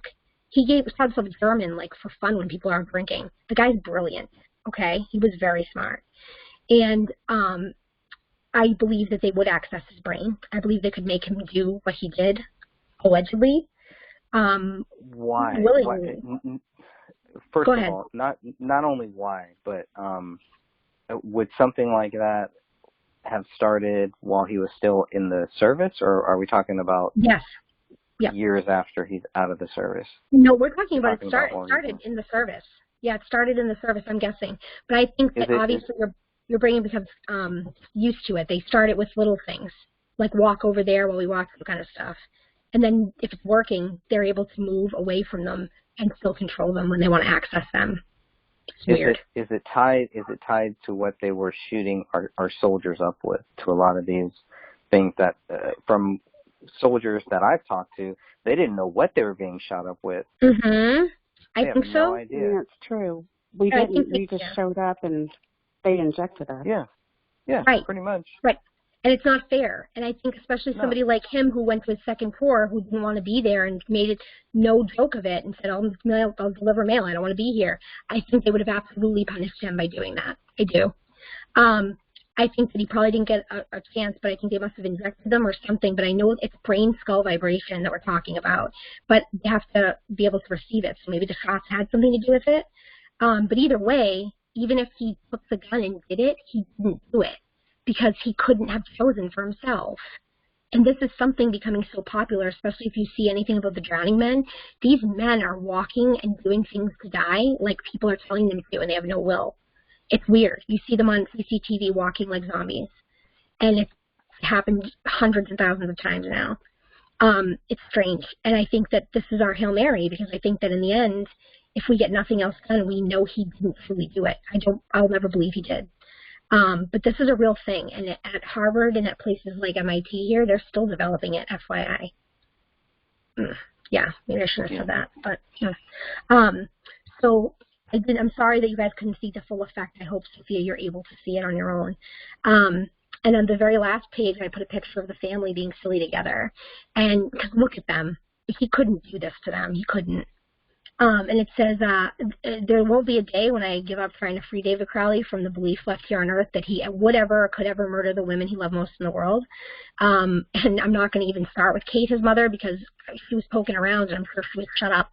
But having no record of her death and no obituary or anything is just inexcusable and disgusting. I'll never say Kamel wouldn't have taken Rania and left at the first sign of trouble if he had it. I know she would have chosen her daughter. She's a good mom. I'll never give up on the unfair attack by those that loved him on that fucking bullshit film that jerk did. That was so unfair. He's such a great man. And I'm not saying he was perfect. I'm sure he knows that. But everything they said around it, he was losing weight. He was this and that. Like, why is it only coming from you 5 to 7 people that are just sitting here talking so weirdly about him after death and then talking sexually about Kamel to a degree, in my opinion. It says that they were supposed to be loyal to him. They were supposed to have served with him. The guy who looks like friggin' Daughtry was supposed to be like in charge of him or something. But this is like, I said, there's respect owed to him, better than the bullshit on a B-list shit show of a Netflix turd. I think that's what I said. Whoops. Sorry about that. The filmmakers were okay with highlighting this hatred forever kept inside for reasons unknown to us. And also, I'll never forget the way his own brother and numerous friends he considered brothers looked at and spoke about Kamel versus him. This is our last chance to free him from this burden and let him rest. I think wherever he is, he would be deeply, deeply saddened thinking that that's what people think of him. And again, nobody's perfect, but I sure as shit know he wasn't keeping her from her parents or her family. I sure as shit don't think that there's anything going on out of here other than possible intervention from something like somebody in charge using mind control perhaps, or something totally insane gets outsiders involved because he didn't do it. But this is our last chance. If we exercise everything we've done, then at least we know at the end we can clear his name because technically he couldn't have done it, you know? Sorry this one didn't look as good on here. I'm mad about the way it came out. It looks really good on, like, in front of me, but somebody has a Mac, so. Yeah. It looked good on my phone. It looked perfect on my phone. You opened it on your phone? Well, yeah, I was working. Sorry. You know, I couldn't open it up and. You have work computers? No. You don't? Only if I want to get fired, maybe. Sure. Well, if you told them you were looking into a cold case, they'd be like, all right. Yeah. Oh, yeah. Oh, great. Yeah, great. Smile sure. and button Go a button, ahead. all right? Smile and take a button and pop it open. You're good. Yeah, right. That would have been fine. No problem. Right, no big deal. In the background of this picture I used, can you guys see it? Is that his brother, by the way? Yeah. Okay, because it looks like somebody lurking, like dark spirited. But go ahead. Just one sec. That's his older brother. The brother that looks, yeah, he's over there like lurking. Yeah, no, I see. I didn't even notice that till right now. But anyway, I know this was a hard one to understand, and I'm sorry it wasn't as impressive. Next time we'll definitely do the Townsend one and talk about that. But this is our chance. At least we know at the end. Once we've eliminated everything we can do and we get stalwarted everywhere we've turned, we can say we know he didn't do it no matter what, because he didn't. That's what I was looking for. That's what I've always been looking for as a way to clear him. So, I don't know. Well, before we actually say that David did it, I would like to see absolute proof that Me he too. did it. But the ones going around saying that David is guilty, they don't have proof, and they can't show us proof. And they can't justify their own behavior that we see on paper and we see on Greg, is this something that, I mean, it's open on your page that this is up there, but is this something I can even get into right now about my issue with the brother and the money? Like, no? You can talk about it's open. Anything. Talk about whatever you want to talk about. Well, what I do want to say, and I think, Sophia, I don't know if you got a chance to see it, but the money that was kept by the father for the children, all of them had, like, a way to deposit and take out. Allison didn't seem to ever have touched it. David, I don't know. I couldn't tell because they both have a David and then the other one, Daniel. It's called a D. Crowley. But there's one withdrawal slip in their financial records that looks very much like, I'm pretty sure it's the brother. He writes like he's in a hurry. He barely fills out any information. Like, he forgets to put the date on the slip. And it's for like a $50,000 withdrawal? Yeah. Isn't that weird? What was that about? Yes. You don't take $6,000 from your siblings and not be like, really, guys, I need this for something. Because I'm sorry, but, like, what do you need to, if you're going to take $6,000, I'm okay with it because it's all our money. But, like, with cancer, are you okay? Like, and if you take, I'm sorry, that was a bad example, given that he's obviously the cancer fundraiser of the year. Sorry, but, like, what a dick. But going back to that, he seems like did you notice on the Sloppumentary, he talks about him so poorly. He says, like, he was good at everything. He tried to be a good dad, but he never says he's a good brother. And he lists off, like, he's a good dad, he's a good husband, never says brother. And I was like, that's gross. Like, after people die, you glorify them, but everybody in there was just dragging him through the mud. I mean, I don't think he had a friend in the world on there. But yeah, it left me feeling sick to my stomach after watching it, and and you're sitting there thinking, what aren't they telling me?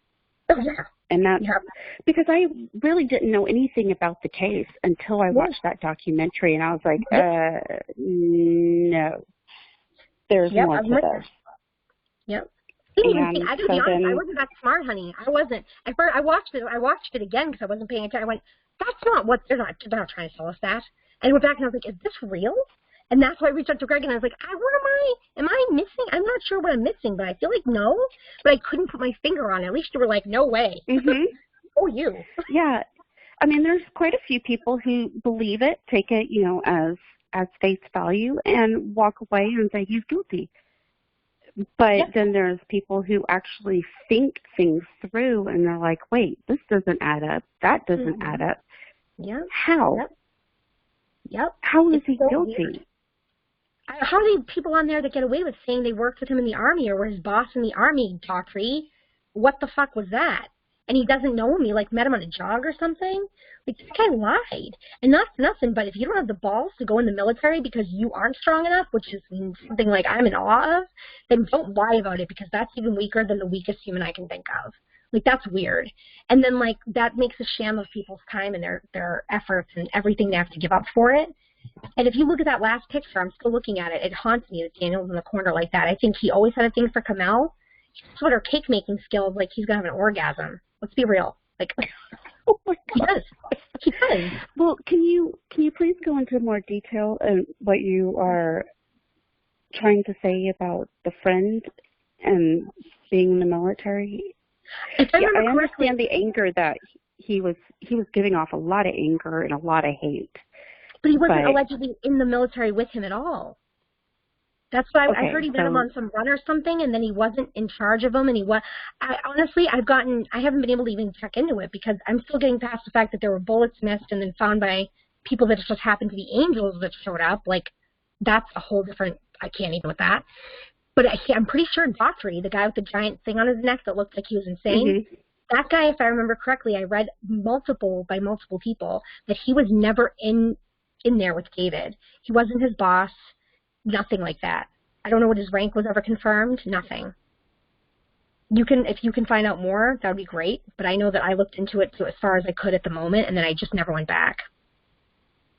But I wouldn't be surprised, because he's nuts. I think that there's a lot of problems with that. And then his buddies that looked like they were his buddies for life. I mean, and then you have, I think all of them. And I said this to Greg at some point. I think there's a possibility that Kamel could have been the target because of how in love people were with her. Like, I don't blame them. She's a wonderful girl, but it seems like there was almost an unhealthy amount of, like, did you pick up on that at all, or no? Well, when you think about 3 bullets being connected to Kamel because they had her DNA on it and only her DNA. Yep.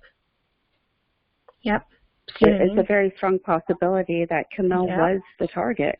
Yep. Everybody else was just collateral. Yeah, I think so. That's what. Thank you for putting it that way. That's exactly what I think. And I know it's a hard one for a lot of people. Are like, well, I'm sure that would probably look at that and go, no way. But there were so many guys on that documentary that literally probably had no problem fucking her when poor David was alive and in the room. And I think he went out of the house with them and didn't let them in because he didn't want to make Kamel uncomfortable. And she was like, get your creepy friend the fuck out of here. Because I know, if my wife had creepy friends, I'd be like, bring him in here. I'll kill you. You'll sleep on the couch and in the doghouse. Like, get out of here. And I feel like he probably led them outside to talk to them for that reason, but they took it as a different reason they could manipulate, you know? And I feel like there was, the brother with the cake, come on, man. That's what you have to say about her, but you can't call your brother a good man? Like, and the father is not telling us something because he just sits there and stares into space. And I'm not a parent who's lost a child, but that guy there is just either knows something or... It almost reminds me of John Benet Ramsey's parents protecting their brother, Burke. It almost reminds me of that because they didn't know what else to do, I think. And I don't think he does either. That was a really sad case. I think they were talking about this guy, Joseph Seaton. Is this the guy you're talking about? I don't know. Does he look like Daughtry and have a really stupid necklace on? Do you want to punch him in the face? That's the one. No, I don't want to punch anybody in the face, but... I do. I just want to punch this guy myself. You don't want to punch anybody in the face. If he's lying on his time in the military, I want to do worse. We won't even go there. Don't you dare. Like, you don't have to look. He's known for... Don't feel that. Oh, the 10 deadliest special ops tactics. Interesting. I heard, from what I've been told and from what I've heard, and again, I've heard it from places I haven't had a chance to really get into it. Again, the favors I've called in, I could always call my buddy I told you about before that helped us. I could call him and ask him, but I know there's certain things he can't tell me. But I do know this guy, I allegedly met him on a jog around the neighborhood or something, or on a run. Well, he caught up with them. That was later. So they had served, and then I think within the last year, somehow David posted that he met him, or he saw him while he was jogging. So it was kind of like a happy coincidence. But if he was in the military, then all the more power to him, and I will get on here and I will apologize. But all I'm saying is, from what I had been told, his rank was not confirmed, nor was it known that he was ever there. And then from what I understood, I saw the one picture on his wall, David's wall. That man's not in it. And I haven't seen anything else to prove that he wasn't in another tour. But if he was in charge of them and stuff, you'd think that there would be more to the story than him sitting there bashing this guy after his death. Like, you glorify people after they die. You forget the bad things. And it's weird that, like, you do initially. It's like a psychological thing. So for them to sit there and him be like, yeah, you know, this guy was a real, it's like, whoa, step back. And if he lied about his rank and he lied about his service, I find that not forgivable. Like, well, okay, if he lied about his rank or about his service, how hard would that be to actually prove? Because that's stolen valor, right? Or I guess not, because he is an actual soldier, so it's not. I could find that information out for you, and I'll work on it. Thank you for that, because honestly, that pissed me off for a while, and it still does. But I couldn't get to it because I was so busy going, we got to free this guy from people thinking when they watch this stupid thing that he did this, because I think it's so biased and it's so poisonous that there are people that I had watched it that have gone, well, you know, it looks, and I'm like, oh, my Lord, like, that's poison. And my focus, unfortunately, I'm sorry, and I apologize to you, Sophia, for that, but I honestly, like, I couldn't get into it, or I want to punch him, and Greg told me to behave. Oh, no need to apologize. I just get mad because I don't think it's right. What? I was contacted by somebody, and I don't know if it's true or if it's not, but somebody also told me that too. They told me that whatever his rank was in this film, that's not his actual rank. Yeah, it's a lie. I know it. I know he lied. And if you're not for nothing, be proud of what you did. Be proud of who you are in the military, you know, but don't lie. Yeah. And he didn't act like a soldier on TV either. What? What'd you say? And, yeah, there's no reason for him to actually lie. So, that's... Yeah. But the bashing alone is just so toxic, and it's gross. And hopefully we do get more people to listen, and hopefully your Mac, you know, doesn't suck and your opinions on Ben Affleck. Too late. But, Too late what? for that. Wait for that. How about your Ben Affleck opinions? We'll work on that. We're going to get you to visit, and you're going to love it here, I promise. Well, IMDb says that he's an actor. What? And it says that he's an actor and known for 10 deadliest special op tactics. I wonder if he hosted it, because I doubt he was that brave. Sorry. That was my yelling moment. It is strange that they're all listed as actors. But, you know, yeah. Mm-hmm. But you have to act to be Mason Hendricks, or whatever his name is, going in there the next day, friggin' hanging around where your friend died, chilling out, finding bullets. My ass. Oh, wow, I'm actually here. I didn't see myself here. I wasn't here before. That's like the worst picture. Are you looking at the link I sent you? Oh, my God, I just thought you found yourself and was like, is he having a seizure? Okay. No, he did. Scared the shit out of me, man. You're here, Greg. We're all here for you. All right. You're on there, really? No. Yeah, it's the IMBD link, and everybody who's around now. Oh, this is great. Dan. I want to meet him. Dan's Hang on. awesome. Dan sounds like he's awesome. I was so glad they put you guys even on that, because it seems like, how did you get them to listen to you? Because that guy was such a jerk. Like, how did you get them to talk to you and put your side on there? They contacted us. We didn't. I mean, that was it. So. Think they got your number through the neighbors? I have no idea how they got our number. Call these two assholes. Well, I mean, why? They probably did it because of the Facebook group. Was that there before the show? Yeah. Well, they watched the group. I mean, I even have Eric Nelson who liked a comment that I had made. What? And I have a screenshot of that. That's right. Oh, yeah. You do? Yes, I do. I can send it to you when... tried to hide it. That's awesome. Mm-hmm. You tried to hide it after? That's cute. Yeah. Mm-hmm. Wow. Cute. It grosses me out. And these people, what kills me about this, and I'm looking at it now, and I just feel such a sadness, because it's like, and I got to tell you, even Sarah Johnson, there was one friend of Kamel's that I was like, what the fuck? she sat there and she was like, well, the way she talked about her relationship with him was very high school. I wanted to be like, that is so betrayful. Like, as a girl, yeah, this one. As a friend, like another girl, and Sophia, you can agree or disagree, but I feel like you would never look at somebody's love for someone and be like, that's high school. Like, I feel like you'd be like, great, good for you, you're happy. Like, maybe I'm wrong, but it was very judgmental, everything she said. I would never say that about another friend. I might say it about somebody I didn't like, but I would never say it about another friend. Exactly. And that's the thing, and if I meant it about somebody else I didn't like, I'm going to tell them as well. Like, if they ask me, did you say this, I'd be like, yes, I did. But she's like, I mean, maybe she's bitter about the business partner thing or whatever, but everything she said has this air of like, and she said, like, oh, she wanted to make more friends, but she didn't. It's like, if she was at a part where she felt alone and she wasn't making friends, who are you to not be like, hey, like, by the way, come join a book club, or there's things you can do, like, help her out, man. Like, really? I don't know. I didn't get that. The other woman seemed lovely, but overall, I don't know what David did to these people to piss them off, or maybe not. But I love that picture right there. He is so smart with that timeline. Did you guys notice how great his storyline was? Yeah, they actually tried to use this to make him sound crazy. That was. What do you mean make him sound crazy? He had a perfect organization of stuff. I couldn't. Yeah, really? I mean. Desperate. Yeah. Desperate. I don't Desperate know. people. They were probably trying to discredit him. Desperate. No, they were looking for anything, and the problem is they had nothing. Nobody could get their story straight. Nothing ever added up. Everybody has 2-3 different stories. That's not how truth works. And yet we're all just supposed to just say, okay, fine, well, because you guys say it, because you guys know, because you were there.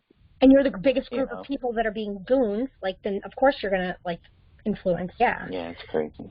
Yeah. It is crazy, and I got to be honest, I think a lot of this had to do with his intelligence, and I've said before, and Sophia, I don't know if you've heard this yet, but my other big thing is I worry about Rania was literally like the perfect mix of the two of them. So I wonder if they thought that maybe she was a threat later, because she had both of their brains, which were amazing, and I think she had both of their, and obviously the looks, she was a beautiful kid.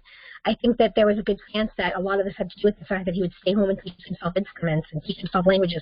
This kid was not normally smart. He was, like, really smart. I wonder if they felt threatened. But, I mean, if I honestly think that she was just collateral. You think she was, Rania was? Yeah. Yes, I do. I mean, sadly, this poor child just got caught in the middle. Right. And I never understood that. Why she's the real victim out of this whole entire case. Yes. I mean, it's sad. She is, you're right. I never understood why kill a child, though. Like, I thought to myself, that was my hardest thing about understanding this case at first and going, okay, I have to make the jump and say I'm with these people going, there's something wrong here. And it took a lot of time for me to do that because at first I was like, why would anyone going in there to kill another adult kill a child? Like, I didn't get that. But if one or both of them were the targets, it would make sense. So sad. It's a mess. But either way, another thing that well, there's another thing that we need to understand about this case is a lot of the stories that the friends and family are saying in regards to what happened with David and Kamel or what led up to what happened to David and Kamel is not adding up with the records that we have. Could you explain that again? I don't understand what you just said. Could you try one more time? Okay. A lot of the stories or the official narrative in quotation marks is not adding up to the actual records that we have on hand. People said, oh, we called and talked to them or we text them. No, that doesn't add up. Oh, no. David was having financial issues. That doesn't add up. He wasn't, So a lot of the official narrative is completely false. Oh, I agree. Yep. It sounds like it's all wrong. So that whole documentary was scripted. It was all scripted. How do you write a script for that? That's so ridiculous to me. How do you do that? You sit there and you watch them, and they're talking. They're reading off of a script. Everything is it's all written. I didn't know that. I didn't think about that, but I also don't think about that because I just keep thinking, you guys are assholes. I can't even stop and good for you. I'm going to go back and watch for that. That wouldn't surprise me. I can't watch it anymore without becoming extremely angry. Oh, yeah. It's like these 3 people were were killed. David and Kamal are dragged through the mud, and you all are benefiting from their deaths. Every single person involved in this case that was involved with that documentary is benefiting from their deaths. And nobody ever wondered, like, why Ronnie wasn't buried with her mother? Like, that drives me crazy. Like, I don't know where she is, but I know she should be with her mother. Like, what's that about? She is. All the stuff that doesn't make sense, you know? From what we know now, she is with her mother. She is? But it was done last year, though. Well, so I'm sorry, she should have been with her mother the whole time, in my opinion. But regardless, it's like you look at the people around them, and if they're willing to read off a script, and if somebody came to me, say, poor Greg, God forbid something happened to Greg, and they came to me and said, tell me about Greg, we're going to give you cue cards, I'd be like, you're going to give me cue cards, I'm going to tell you where to put them. Like, I'm going to talk about Greg and who he was and how he had terrible taste in Ben Affleck movies, but other than that, like, he was a good guy. And if they come to me and tell me I'm going to say something they want me to, I'm not going to. So for all those people to comply, that makes me sick, but it goes right back to that experiment, doesn't it? Somebody in charge tells you to do it, you're going to do it. When they approached you, did they tell you, Greg, whether they wanted it to be scripted or they just wanted to hear you guys do a video? Or how did they approach you with this? They had, I mean, are you talking about when they came to the house? Yes. When they called and asked you if you wanted to do the documentary, did they just want you to talk off the top of your head, or did they initially say that they wanted you to read a script, or how did they approach you and propose this idea to you? So when they contacted me, they wanted me to sign a contract. And I think that was the whole thing. So, or not a contract, but some waiver. Let's call it a waiver. Basically saying that I wouldn't sue anybody. Yeah. It was your soul for the devil. Yeah. Right. And so it was like, you know, I didn't want to sign it. I didn't even sign it until they actually showed up, and I physically signed it then. But good for you for doing it, because thank God we had people on there fighting for what was right. Yeah. So they show up there and they start asking me questions, and I start telling them things. And so scripted, I think on their part, yes, it was scripted. Like where they had scripts, they had bullet points, they had what they were going to come after me with, right? They had. They were hoping you would hang yourself there. They were hoping you'd hang yourself and just manipulate it. Yeah, I guess, but I think they were a little bit smarter, because the guy that came, you know, he kind of knew that probably wasn't gonna work. But they were trying to get me to talk about Sean Wright. That was the big focus. Which one is Sean again? So Sean Wright had a hand in this film, but Sean Wright is the one who contacted served David with him and knew him from high school, right? And stuff? Friend of his? No. Bigger kid? He came later. He came much later. Okay, my bad. But so I don't know. I guess he was involved in this whole grave state thing and blah blah blah, and he on December 9th, 2014, David Crowley posts something on Facebook. Sean Wright is telling him, you know, make sure to call him. He really wants him to call him so much that he leaves his actual phone number in a public Facebook post. Wait, who said this to him? Sean said this to David, or David said this to Sean? Sean said this to David. Sean wanted to make sure that David did not put Sean's tax stuff into the documentary. Really? And, why is that, you think? Yeah. Well, because he was worried it was going to send him to jail, basically. Obviously, that was a joke. I'm sorry. That's snarky. Yeah, I know. But but basically, it was just weird, because they were looking for certain quotes. They were looking for certain things. They wanted me to go after him, and I don't have any beef with anybody. You know, I don't care if people want to play games, if they want to do anything, fine. You know, I'll definitely deal with reindeer all games. of that. I'm going to sit over here and wait. Yeah. Yeah, basically. So you know, but they were digging. They were digging for the wrong thing, and really, you know, it didn't take me long to really figure out that they really weren't looking for my side. That's the way that I truly felt. They were not looking to hear everything that I had to say, because if they were, they would have put that in there, because we talked about facts. We talked about bullet holes. We talked about how did people miss a bullet hole? How does every investigator miss one bullet hole right above their head? Real quick, though, you know what killed me? You know what they killed me is when they put on screen saying, I don't care about the truth. I just want to, you said, I don't care about this, I just want the truth or something. And the way they had you saying it, it sounded like you were willing to say anything in order to be like, I know that this isn't true. It almost seemed like they polarized you. Like they were trying to make it look like you didn't care about the actual truth of this, what's going on from their perspective. But the truth is you're like, what you were trying to say, because I know you now, is you were trying to say, I just want you people to understand that this is not a murder-suicide kind of thing. But you couldn't get there. They manipulated it almost.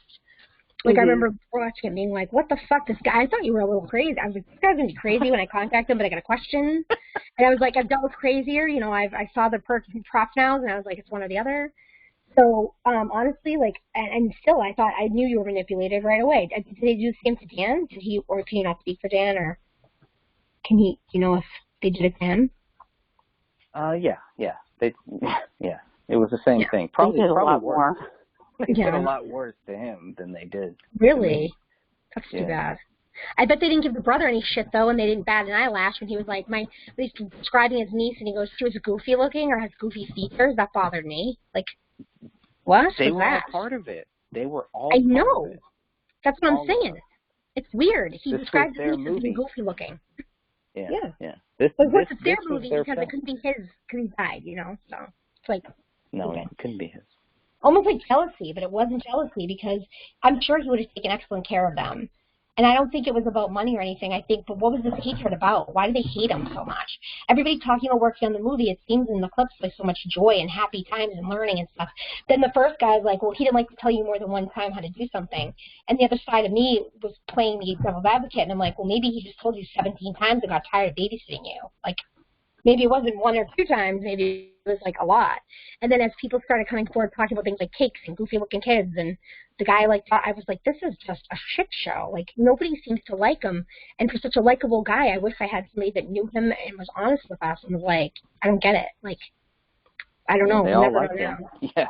I mean, they all liked him. They all worked with him. They did. They were all trying to do something with him until money got involved. When there was serious money on this table, when David had a real chance to take something real, something that he truly thought could really, help people, could actually wake up people to let them know what was going on. Would have. And that you think it's the money that came into it that bothered? Because I didn't see his brother on the movie set or doing anything. He wasn't going to get a cut. So who do you think? Why do you think they all came together because of the money? No, but I do think that once the money was involved, things change. Things change. You mean among friends specifically? You mean? Okay. Yes. Yeah. Interesting, because he would have been a great friend to them. I think he would have absolutely taken them to Hollywood and gave them what they deserved, and I think he would have done all of that. I think he was lying to Danny Mason. I think he was lying to him. Who was lying to Danny Mason? David? David, yeah. Lying to him about what specifically? About him being in the film.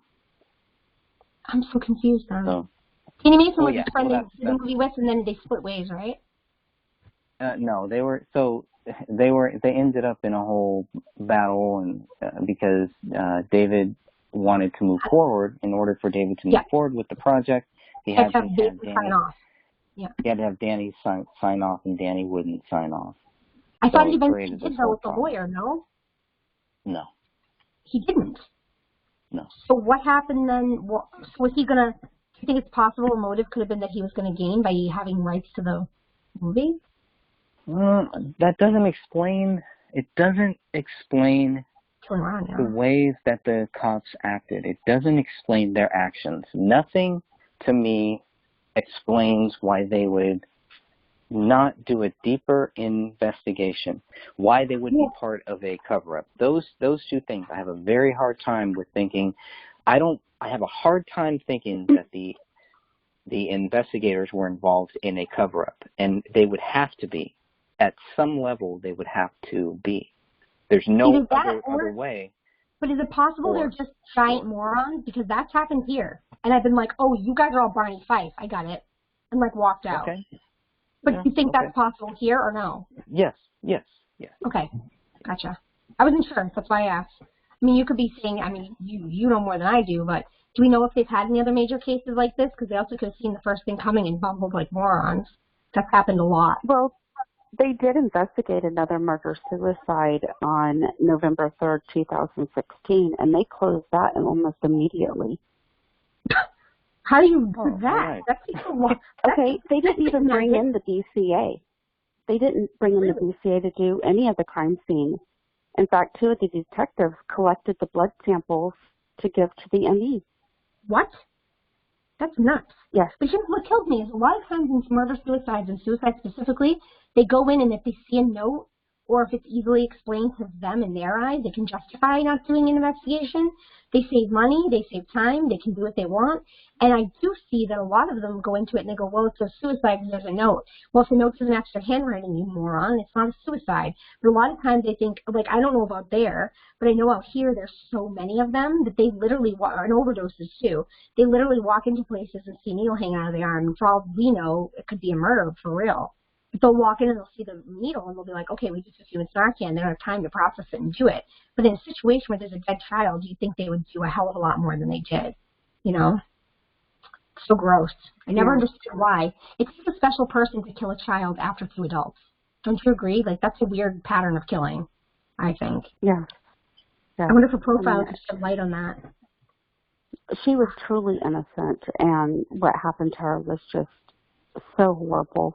I mean, what happened to all 3 of them is horrible. Yeah. I don't know if, one of the things I sent you, and I hope you get a chance to see it, or we can talk about it another time, but there's a murder in Townsend, Massachusetts that happened, and I put it in the PowerPoint for you. And it's a murder that happened where there was people living in the walls of the home, making it sound like there was hauntings and stuff. And after all the things Sidra reported happening and the things that Rania reported happening, the chicks asleep on the couch in the living room, that weirded me out a lot, too. I don't know if it's magnetic or what, but that seems like that was so weird. That whole thing was like weird. I did get that file, and I need to look at it. I just haven't had a chance to yet. Yeah. But that does sound weird. What does your gut tell you? That's a good question. I have to ask this to you both. Like, when you go to your gut, what does your gut tell you on each of you that this was? Like, when deep down, and you can be honest with me, like, deep down, what do you tell you? What do you like? I'm sure it's going to be this. I just have to find a smoking gun. My gut is 50-50. My gut says murder, and my gut says that it was faked. Faked? It's 50-50. Faked, like it never happened. Staged, like it never happened at all? Yeah. Oh, darling. That the bodies. Well, I mean, I've been told by somebody, a private investigator told me that the bodies that were laying in the living room were cadavers and not the family. Excuse me? Yes. Did I just hear you? And yes, that's what he told me, and it took me a long time to even think about that. But when you think of the things that don't add up in this case, oh my God, that makes sense. Wait a minute. You might be on to that. Time out. But my wife, there's still 3 bodies. And missing. So there'd be 3 bodies missing? There's still 3 bodies that were laying in that living room. So they bury them in a mass grave all the time when they're not identified. They stack them in a goddamn freezer and they throw them in a mass grave, every year. So what they'll do is they'll wait. We don't think they're going to make up an excuse. But then I wonder if that means that the other 3 got away. They'd be easy to identify somewhere else. My wife, by the way, has been saying since day one she wants to know if the umbilical cord was frozen because she thinks they were trying to take Rania's DNA, too. Because Rania was, again, such a rare mix. It wouldn't surprise me if they were after Rania, too. But I wonder, you're right. That makes sense. Keep going. I want to hear more. Well, I don't have absolute proof. No, but there are certain things that I'm willing to talk to you about off of a recording. Oh, God, yeah. Until I can actually prove I forgot we're recording. I'm But so sorry. Yeah. No, that's interesting. Let's talk about that for sure. We're gonna have a phone date after this. I'll give you my number. And Greg, you can come, but only if you don't bring your stupid, sucky opinions and things like that, man. I'm just I'm kidding. gonna I wear love my you. Batman costume. I'm gonna wear my Ben Affleck Batman costume. If you're gonna wear your Batman costume, okay, I need a photo of that. Yeah. You're gonna get photos, and I'm gonna call this his favorite secret admirer. Ben Affleck wore. We can talk about his stalker off this recording. We're going to call the stalker and have her follow him around in his cute little latex outfit. Okay, yeah. All right. Yeah, and we'll go out into that after this. I won't do that to you here, but you got my message today. You saw what I sent you. All right. You can see the one that he wore, and you can see the one that Adam West wore, and you can see, if you were in trouble, which Batman would you want? Well, I would tell you this. I wouldn't be in trouble because if that I was wouldn't my want a Batman in spandex and underwear. No, listen to me. If I would rather have Christian Bale. Christian Bale, he's another dick, dude. He's awful. But here's the deal. Here's the deal, though. I'll promise you both that you're wrong. Here's why. Because I wouldn't be in Gotham City because that guy's got so much money and he doesn't reinforce the walls of the jail. Everybody keeps leaving after he puts them in there. That's the dumbest thing I've ever seen in my life. They keep escaping and he's like, oh, got to get back in there. After a while, he's like, you're not protecting the city. You're a dumb piece of shit. Take your money and do something with it. Sorry, I don't want him to protect me, Greg. I got myself, all right? There would be no Justice League without Ben Affleck. Oh, my God. You are going to keep going, and you are going to make me rageful. That is a fact. He also brought Superman back from the dead. He was dead, and he brought him back. Boom. We're going to have this conversation another time when you've taken your medication, and I can believe every word you're saying is actual belief. We'll talk about that later. I worry about you. Right. Thank God we have poor Sophia here who's like, I did not sign on for that. All right. So we're going to have to talk about the fake thing for sure because I wonder if we can find more. And you got that from somebody who was able to say to you, like, this is, okay, we're going to talk about this later. Because my wife right now, she's trying to go to sleep and she's looking at me and she's like, but she knows she's been saying that all along too. That's weird. I have to compare notes. She just gave me the face like, I told you. All right. We'll have to talk about that. So maybe we can make time to do that. Oh, crap. Okay. For sure. I think we got to go over some stuff that you have to say for sure. Greg, what do you think about that, and what does your gut tell you? Okay. What does my gut tell me? My gut tells me that it will never, ever, ever be proven that David Crowley is guilty. I agree. Yes, absolutely. No, wait, not while I'm alive. Anyway. Yeah. Based on that, I see no reason why we can't get this case renamed to undetermined, unsolved mystery, whatever, something like that. I can tell you why. There's no reason. They don't like to be wrong at the Met. They don't like to be wrong. There was a show on this summer. I don't know if you guys saw it, but the show with the drowning men, actually, there was 3 of them. They did 6 episodes this summer about it on Oxygen. And the guys that have been working this case since 1997, now we're looking at literally hundreds of victims, almost thousands. I've been on the case since about 2005, so maybe 2006. So they're the best of the best at what they do. They're highly decorated veterans. They're highly decorated NYPD, the whole 9. And they would walk into medical examiners like Dr. Cyril Wecht, who's on the show. He's like a god when it comes to this. And when they walked into him and he said, this absolutely needs to become undetermined. This is not a suicide. This is a murder. And he's like, this is a homicide. And they went back with that proof to the place where he used to run it, to the same Pittsburgh. And the people sat there and said, we'll think about it, and then literally said no. And that's unheard of. If Weck tells you to do something, you do it. Like, for them to sit there and go, well, I'm not wrong, is disgusting. And if they'll do that at Pittsburgh under Cyril Weck telling them what to do, they will do it in fucking Minnesota like it's nothing. You know what I mean? It took a long time to get Chris Jenkins' death certificate. Actually, though, you know what? Oh, I just thought of that. Chris Jenkins' mother, Jan, she's amazing. She wrote a book about it, and she helped get it changed. She might have some advice. She's very good. Shit, I'm going to call her. Jan Jenkins is her name. You call her. Call her on your Batman phone. I'm going to. My bat phone? Really? I don't need to. I have a bat signal, you jackass. You know, it goes this way. Oh, probably not the Adam West one either. My wife just goes, is that in the Batmobile? Like, is that in the Batmobile? She said, angry at you. And she doesn't get mad at that stuff ever. She liked you up until this moment, but it's because she knows that Ben Affleck's a dick. But also, unfortunately, Christian Bale's not nice either. But I'd rather have Ben Affleck over Christian Bale, and I never thought I'd say that. Exactly. Wow. Well, another time. Adam West is still absolutely the king. But here's the thing. So you think your gut tells you that we'll never be able to prove, they'll never be able to prove that. But at the same time, then that means that we should be able, your goal, you really want this to be changed, like on records, right? Yes. Okay. Yes. That's the goal. So I don't know who the medical examiner is there now, and I know Lewinsky's at Hennepin County. I wonder who it is there now. Do you ever live in Minnesota, Sophia? No, I haven't. No. All right. Well, Greg's afraid to fly, so I could fly over to California, pick him up, give him some lorazepam, throw him in a flight. We could go over there to fight them together, Batman. I'd probably drive in my Batmobile. You drive? You drive? Okay, great. We'll get there next century. In my Catmobile. Yeah. Oh, okay. Now you're getting a little frightening. I prefer to drive. Really? You guys could get killed in an accident in the car before. I come from a pilot. My dad's a pilot. I'm sorry. I'm biased. But sitting up front in the cockpit's the coolest thing ever.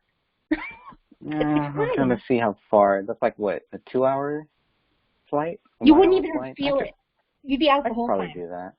Yeah, I could do that. No, I don't take drugs or anything like that. No. Okay, right. I would put a lorazepam in your drink if you're getting out of control. I wouldn't even drink wine. Just like, I need to be focused and just pray and lorazepam and water and God. No. Just I know you God, say no. Bible. That's it. Yeah. Actually, that's true. That's all you need. And at the end of the day, if he's going to get you on the toilet because it's your time, he's going to get you in the air. He's going to get you wherever. At the end of the day, that's what it is.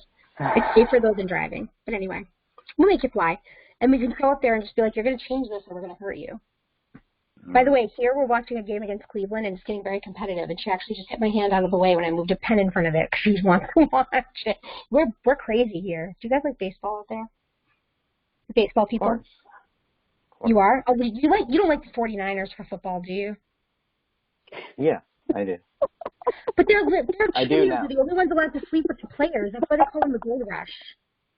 You know that? They're like really bad, dude. No.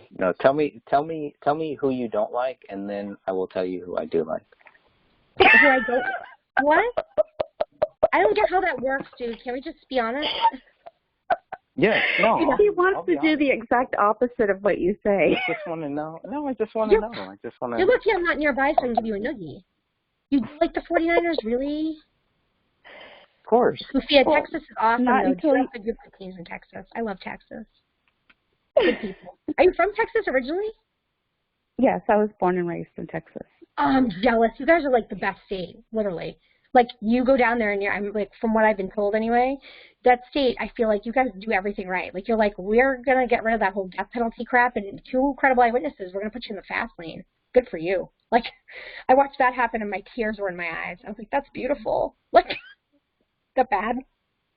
Like, I love Texas. We really came together after Hurricane Harvey. That really was a morale booster because a lot of people lost their homes and everything, and my aunt lost hers, my cousin lost her townhome, all because of flooding, and I mean, it really has affected a lot of people. Yeah, that's crazy. Do you live in the area where that was flooded too, or what happened for you? I live in the area where the hurricane came, it hit landfall, and so gotcha. we evacuated. Oh. And we evacuated a day before it came. And then we headed up to Arkansas at that time. But my aunt and uncle, they didn't leave. They just thought, oh, it will be a tropical storm. We've gone through many tropical storms. It was the flooding. The dams, they couldn't handle it. And there was so much rain that just dumped. That's crazy. And I can't, it's funny that you say that. So, like, because even though it wasn't long ago, it's like afterward you guys still have that spirit, because I'll be honest, one of the things we don't do well here is like the Boston Marathon and the bombing there, which was horrifying. And one of my friends I went to high school with is Jeff, who lost his legs, Bowman. Jeff Bowman. So when Jeff lost his legs, we all came together as a town, but then not long after we built the ramps for his house, we were all like, all right, see ya. And we don't have that. And I think that's why I love Texas so much, because you guys have heart. You know what I mean? Mm-hmm. That's pretty clear. I don't know what Minnesota has, but it's not answers. So it's like, I feel like it's a good one. And I mean, I know you're from California out there, Greg, and you think you're great, but you guys have terrible death rules. Murder in there, we do. It's awful. Oh, yeah. Our class is like constantly at a battle with somebody out there. It's terrible. With Planned Parenthood, it's pretty much the big one out here. Really? Yeah, it's everywhere. Well, yeah, no, I know it is. That's Thank you. sad. It is sad. That's extremely sad. It's sad what they do in courts for the kids too. Like Sierra Lamar's thing was a joke. Like everything about that was a joke, and the fact they haven't found her is terrible. Like they've got a lot of problems out there. But you guys also looked through the most serial killers, and I don't know how you guys did that. I would never sleep again. Like just got running around. I would have never lived through my anxiety as a kid. Yeah, we got everybody. The Zodiac. East River Killer. Yeah, you've got all these crazy God. things going on there. Yeah. Yeah, it's true. I mean, we had the Boston Strangler. That was way before my time. As far as other murderers went, I mean, you know, Boston people were just like, you're going to get thrown in the trunk of a car. When you do, we just want to know who did it. And whatever race you are, or whatever culture you are, if you're Italian, we know the Irish did it. That's all they care about here. But yeah. Plus, you got the Boston Celtics. So. What about them? What about them now? Talk shit about the Celtics. Do you have any idea what they mean to me? I have a Larry Bird shirt. I'll kill you. Watch your mouth. Watch your mouth. You're stepping on a fine... Oh, my. If you start going to the Red Sox, I'm going to come to there tomorrow just to fight you. No, you're going to talk shit about Darryl Strawberry? What's next? Great. No, heck no. Dale Strawberry? No, never. Never, ever. Yeah, so do you have taste? I doubt it. Got it. You like the 49ers. Do you like any other real sports teams, though? No. Of course, no, Raiders. So. A's, Giants, Sharks. You poor thing. Awful. I thought the Ducks were in Minnesota. Just kidding. Quack. Oh, the Mighty Ducks. I know. All right. Well, listen. I'm going to get going because out here, unfortunately, it's really late my time, and my wife is literally giving me the evil eye behind the pillow she's got over her head right now. She's interesting. God love her for putting up with me. She says hello, but she's going to bed. Listen, let's make a date if you guys are okay with that to do this again soon. We go on vacation at my mom's till the 5th. So we'll be back at the next week if it's okay with you guys. I can be flexible and we can pick a time. I'd love to hear and talk to you before I leave, actually. Sophia, about, I'm sure you've told Greg already about what you think, maybe? Because Greg already had this conversation with you? Okay. Thank you. She works at the emergency room, and she's just letting me know that she's got time there. Good night. Did you hear that? Of course. Poor thing. She's Poor thing. I know. God love her. She's amazing. But she's literally like has to get up in the morning to go work. Where are you working from? Yeah, she works the emergency room tomorrow. So she's gotta go. But listen, I'm glad we did this, and I learned a lot. I always do. And Sophia, I think I appreciate so much everything you're giving, and I really hope I'm able to help you with whatever I can. And thank you for everything you're doing for everything else. You're like amazing. Well, thank you so much, and I can't wait to learn from you too. Yeah, whatever you want to know. I mean, I'll give you whatever I got. I mean, honestly, my trick is I always just think outside the box. Like, my big thing is I get a lot of information from obituaries, and people are always like, how'd you find that out? I'm like, just go through the obituaries, dude. Go to public records. Like, I'll teach you. I'll send you all my stuff, and we'll go through it, and I'll teach you. Promise. Okay, that sounds great. Thank you. Oh, thank you for my freedom, dude. That's how that works. And Greg, I love you to pieces, too, but you can screw because you're Ben Affleck comments. And now my brain will have to be washed because all I can think of is you trying out a bat suit, trying to talk your way into the back of the medical examiner's office. Perfect. So, yeah. All part of my anyway. I seriously need a picture of that because the mental picture is killing me here. If he does that, you're coming. I'm dragging you with me. Don't worry about that. You're stuck. Right, Dude, you're putting it on now. You don't have a choice. All right, we got to get going. It was good to talk to you both, and I hope I talk to you guys soon. Definitely. Okay, good night. Bye, loves. Good night. Good night, everybody. Good night. Bye.